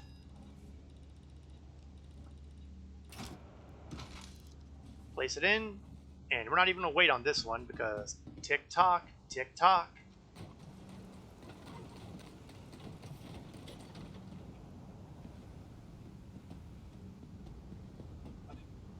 Ouch. I think I stubbed my toe.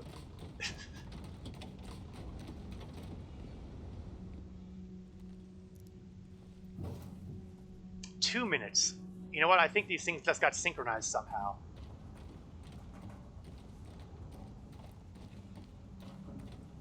Because the timers should not be starting until they're pulled out of the containers. And we saw that when I pulled each one out of their containers, they had 13 minutes each. But I know it's not taking me that long to pull them out and deliver them. So what we have here is a potentially serious problem.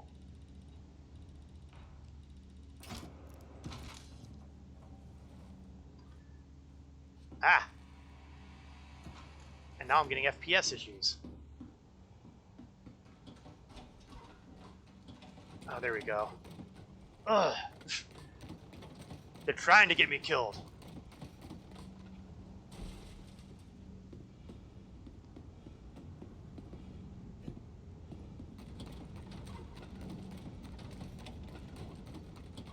I can do it, I can do it, I can do it.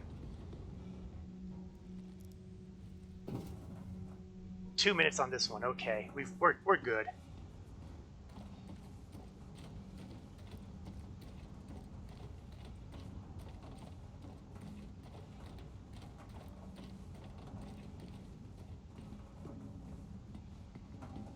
In hindsight, perhaps I shouldn't have tried to land in the center of the installation. I could have saved myself a little bit of time there.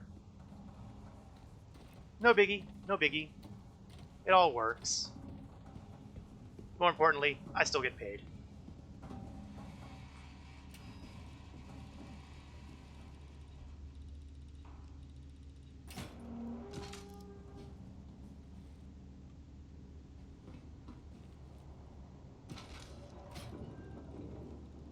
And let's see the contract complete messages.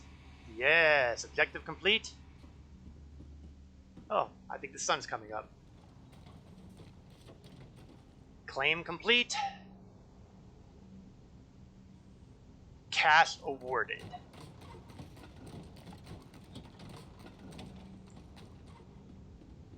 And I have no idea what that objective withdrawn thing is. Now, I want to point out a little something while I'm here. This gun here isn't just for show.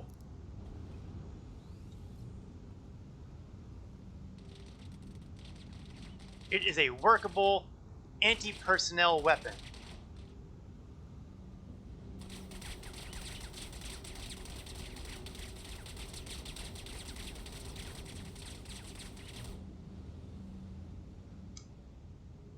You can find these at places like this. You can find them at some of the bunkers. In fact, I think it would be really cool if some of those bunkers out there had one of the NPC pirates operating one of these things when you approach, because that would give you the ability. That would give them defense that they don't have right now. Right now, they've got good anti-aircraft defenses, but then you just have the people inside with guns. But really, if you have something like this outside, why would you not use it?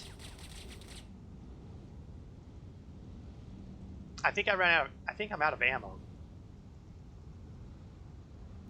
I think I'm out of ammo on this thing because, you know, it doesn't actually say how much ammunition you have, but I can't fire it anymore.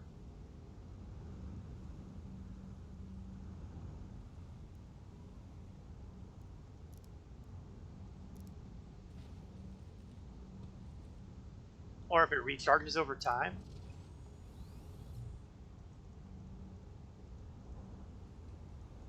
But I can't use it anymore.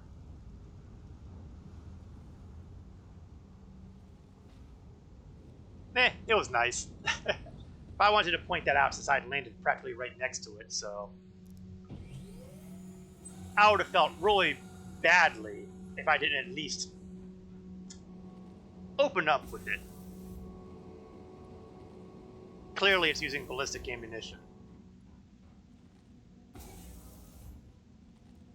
Now, the real question is, did I actually damage my ship when I did that? Didn't look like I had. I think my shields kind of tanked it all pretty nicely. Yeah, that didn't do anything. So it's definitely anti-personnel and not anti-ship. Otherwise, that could have gone very differently. Launch sequence complete.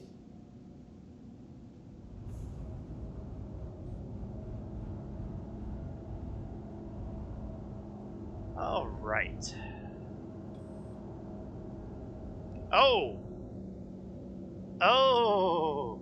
Oh, I can't pass this up.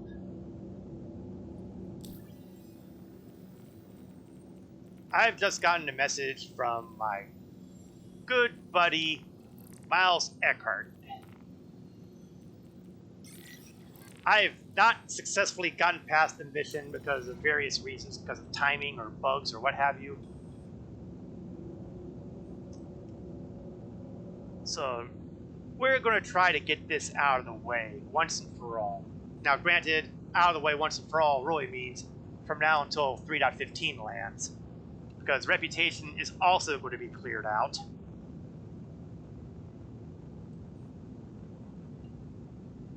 All the same, I want to get that Arlington gang stuff on my list. Last time I got hosed for because of some crazy bug thing. And other times I've just been busy doing other stuff, but this is the time where it's actually here, it's convenient, I'm convenient. Let's do it.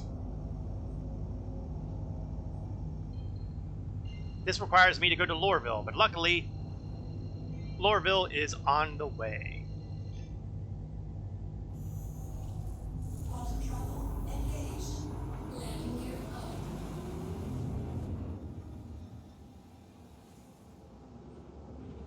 Things ought to work a lot better this time now that I'm, flying with 2 fully functional engines.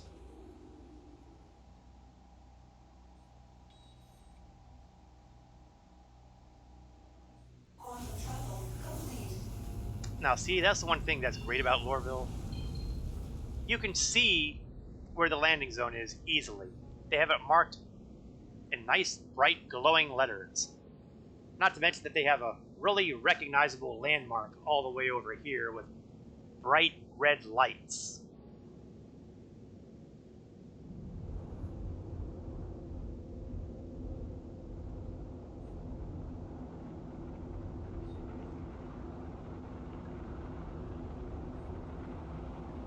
Now, I could possibly do the first Eckhart mission in the Freelancer, but I think we're going to swap over to an actual fighter for that one.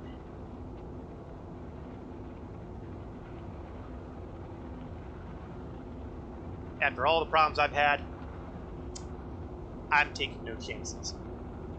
Oh, yeah, I suppose I should have communications up too, shouldn't I?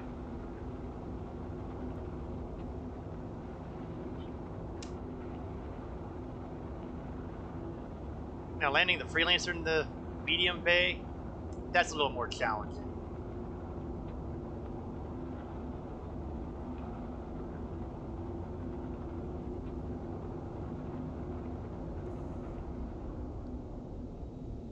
Come on, air traffic control.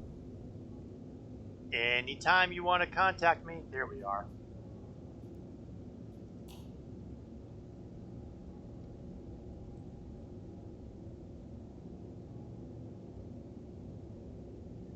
Please proceed to assigned landing bay. And my assigned landing bay is right over here. Get the headlights on.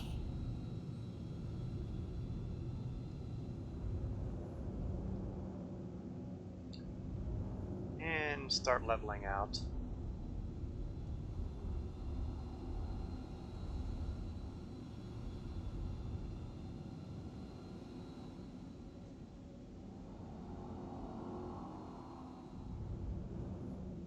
We'll approach a little slower so that I don't do something really crazy like overcompensate and crash.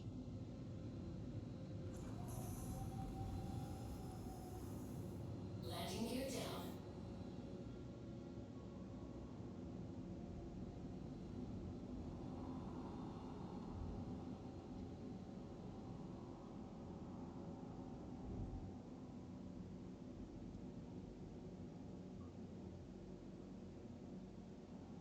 Okay, good. Auto land is working like it should.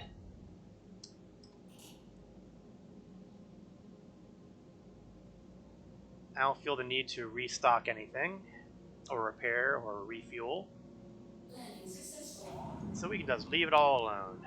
Engines, systems off. Landing complete. Have a pleasant stay. I will have a pleasant stay. Thank you very much.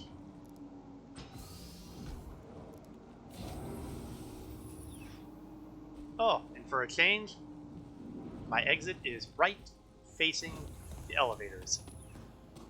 So the only thing I fear now are the elevators that open into the void.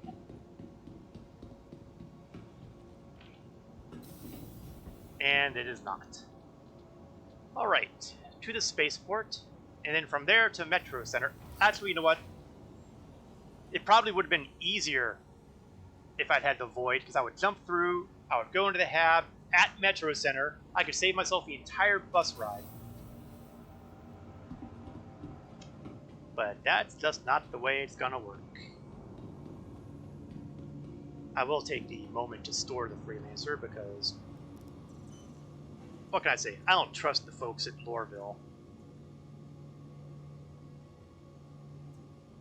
Hurston Security and I have a long-standing history of, shall we say, mutual dislike. And leave it at that.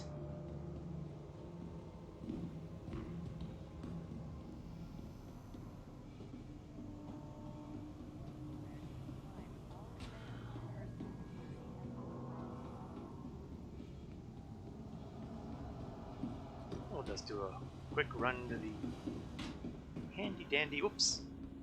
Almost took the wrong train. I'm so used to going to the central business district that almost went to the wrong train. 16 seconds. I can do that in 16 seconds, right? Surely I can. Disembark before boarding.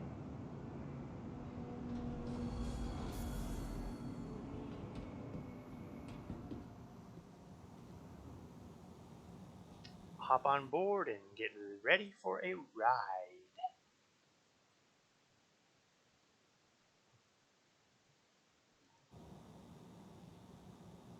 Now arriving to G12 Spaceport. Now, while we are... Eerie. While we're on the ride, I wanted to point out something else that was kind of in the Star Citizen news sphere, shall we say, that goes above and beyond the 3.15 Evocati news. And that is the fact that CitizenCon will be kicking off in 2 weeks. In fact, it's almost exactly 2 weeks. It'll be an online event. I'll be doing it on Twitch, I believe. And, you know, that's going to be entertaining because they will be doing the CitizenCon at the same time I have my stream scheduled. Thanks, CIG. As a result, I expect that A, I will have almost no viewership on that day. And you know what? There actually doesn't have to be a B because that pretty much says it all. I mean, I suppose I could be like every other major Star Citizen streamer out there who will undoubtedly be mirroring the CitizenCon. But I'm not gonna do that. I don't roll that way. If you wanted to watch CitizenCon, although I suppose you could kind of come here and we could do it as a watch party sort of thing. Finally ready to take deposits on a used ship? That's the thought. Although I don't know if I'd be able to do that at the same time as that stream. It's that stream CitizenCon. Problem solved. Well, you know what? I know that you can host other channels But I don't know if you can have a separate chat session on that. I gotta read up on that. But maybe doing a watch party sort of thing might be the way to go. Hi, Ek. Say hi.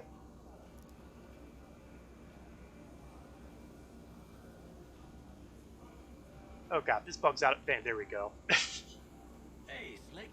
Glad you could make it. Grab a seat. Oh, don't mind if I do have a seat. Thank you. Talk to me, man. I take a lot of time setting up these missions, so don't take them if you can't deliver. You have no idea how much it pisses me off watching credits slip away. And yet you contacted Understand each me. other? Good. We understand each other? Good. Got a new job if you're interested. Well, you know, next time if you send me to a mission that doesn't bug out, maybe you'd have a successful mission.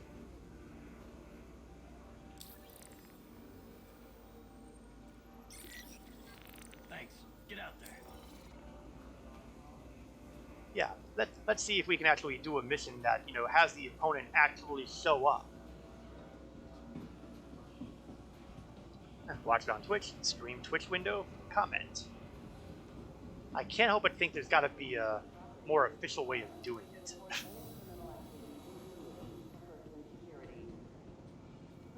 Metro Center this way.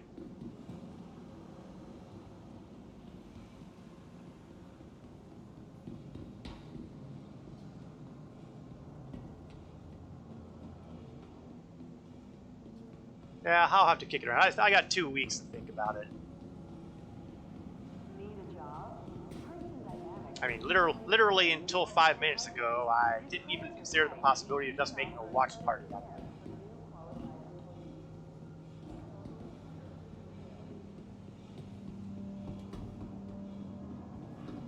I will have to think about this. I will have to think about this. I think it would help if they, when they print out the times that they're going to be doing each section, because, you know, some sections are going to be more inherently interesting than others.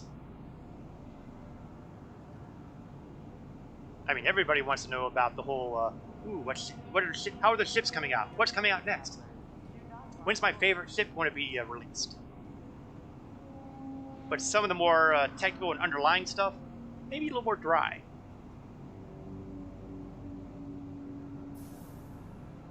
They did not have a CitizenCon last year, and prior to last year, their CitizenCons were actually live events, meaning you would actually need to go to where they were holding their convention. In fact, I think the 2021 was actually going to be located in an area that I was actually thinking about physically going to until, you know, little thing called COVID got in the way.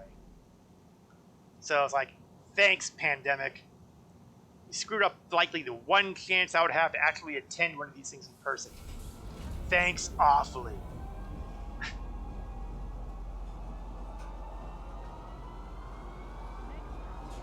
Also, I'd be remiss if I didn't mention that there's some digital goodies that will be given out to every backer of the game as of CitizenCon. So if you're backing the game before CitizenCon, then you will be getting, I think, a special kind of armor, maybe a hangar display thing. I'm not entirely sure. They got stuff. I mean, they're little stuff, minor stuff, but you know what? You can at least point to them and say, I was there. Not like, say, if I were holding my IAE 2949 shirt, which is complete, actually it's 2950, which is completely obsolete because it's going to be going out with everything else, thanks to the big wipe coming. So if you're taking pride in your Invictus t-shirts or your Expo hats and stuff, kiss them goodbye because they're all going away.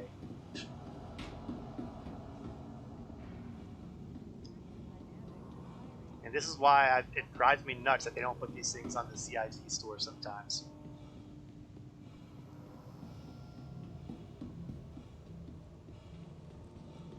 Okay, if we're going up against less Arlington, then we should probably take something that's capable of dishing out some more abuse. Ordinarily, I'd grab the Saber because, you know, Saber works out pretty well for me. Super Hornet. That ought to do it. If the Super Hornet fails to give me the proper firepower for this sort of thing, well, there's really no hope. Hangar 9. What is it about Hangar 9 today? Every time I've been here to Lorville, they've shuffled me off to Hangar 9. I can start getting the complex.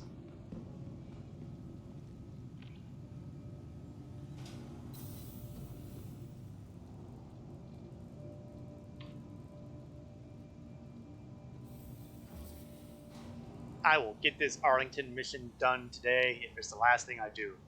Of course, it may very well be the last thing I do here.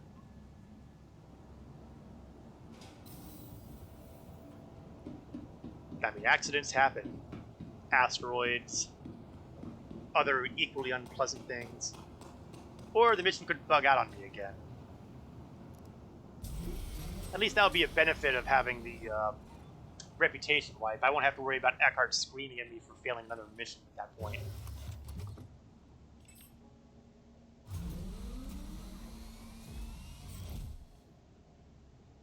Even though he gave me bad information. Okay, is everything repaired on here? I can't remember what the status on everything here is. We'll spend the 2 credits.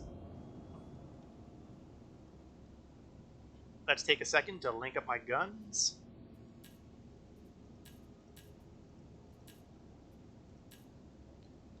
Power triangle. We're going to go heavy on...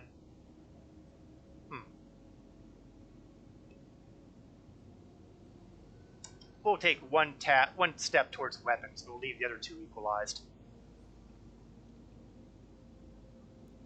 Alright. Bring up the communications MFD and tell them I want out. And while we're waiting for the doors to open, You are clear to launch. I will set my destination.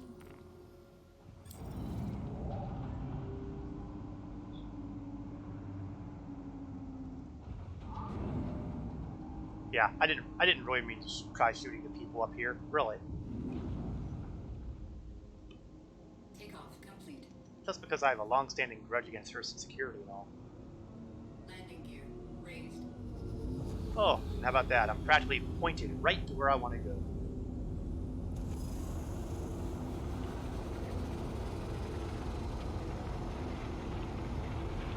Faster! Faster!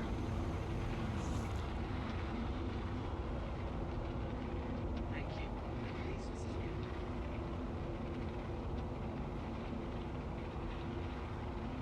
And we'll start spooling up the engines anyway. Even though I won't be able to activate them until I'm 9 kilometers out. But the speed I'm going, that will not take long.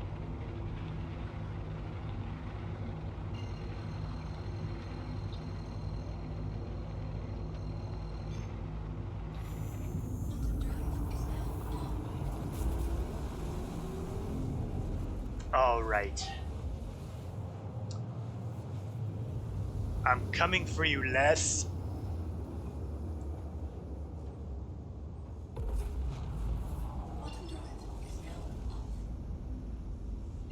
Yeah, while I'm doing that, let's bump the decoys up.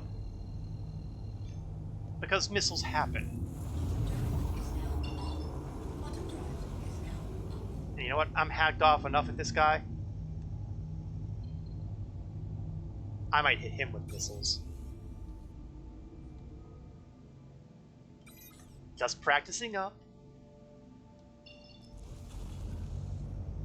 But I had enough problems with him not showing up before. I may not want to waste time with the idiot, so... I may find it more convenient just to chuck missiles at him and let him die that way. Forget the guns, just missiles to death. If it's good enough for the bad guys, it's good enough for me.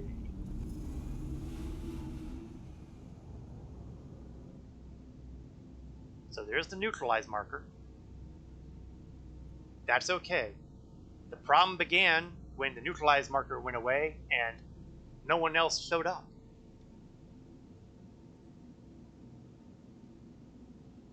This time, no, he's got another neutralized marker.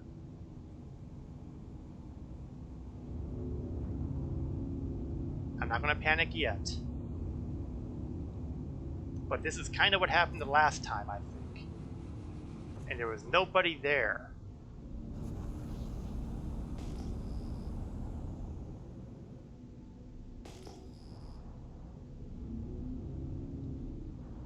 Scan seems to be indicating some. Oh, is that him? Is that him?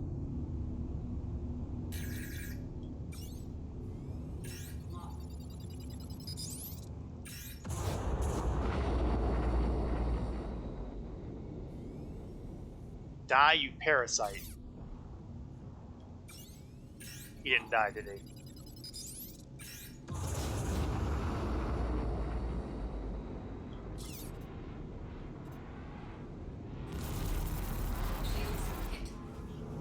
Well, my missiles suck.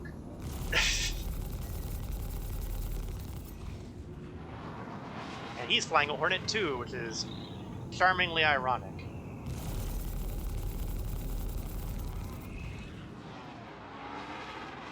Of course, he's flying an F-7A, and I'm flying... I'm not entirely sure what model technically the Super Hornet is. On the other hand, I'm hitting him, and he's not hitting me, so...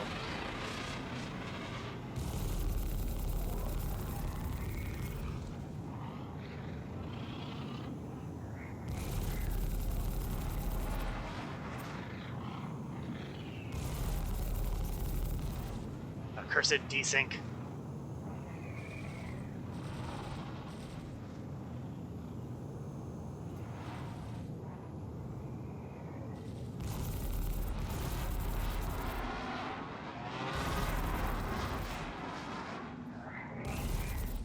Ah! Thought I had him there, I really did. Finally! And that gets the Eckhart-sized monkey off my back. Sheesh.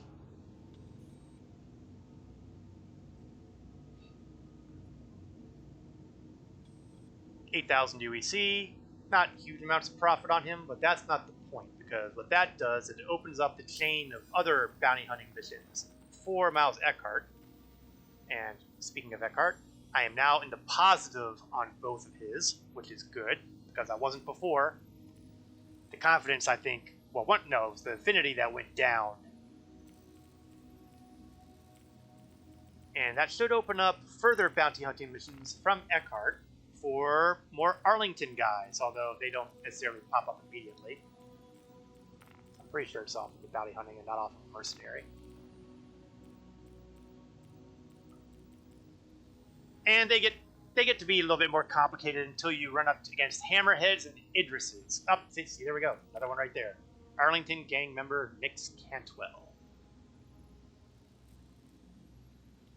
So, everything starts getting harder with these things. You get more pay for these Arlington guys, but it eventually opens up the Idris mission, and that's when you generally ask for the entire server to, hey, I've got the Idris up. Why don't you come help me out and blow them to bits? So, no, good stuff. And that feels like a high point to end the afternoon on. It's a little after the 3 o'clock hour, so this is my usual end point. I hope you enjoyed watching the stream. I certainly hope it was worth watching. I will be streaming Star Citizen again next Saturday, 1 p.m. Eastern to 3 p.m. Eastern. On Wednesday night, I will be streaming Star Trek Online at 8 o'clock p.m. Eastern to 10 o'clock p.m. Eastern. And there may be something planned for Tuesday at some point. I haven't gotten anything fixed up on that yet. But if it does, it'll probably be at 1 o'clock p.m. if something happens. No promises, but it will be continuing something that I've been doing off schedule, so if it happens, that's when it'll happen. Again, thank you all for watching, whether you are watching live on Twitch or later on Twitch or on YouTube. Thank you, Legend. Thank you all very much. This is Korath Landwalker, signing off.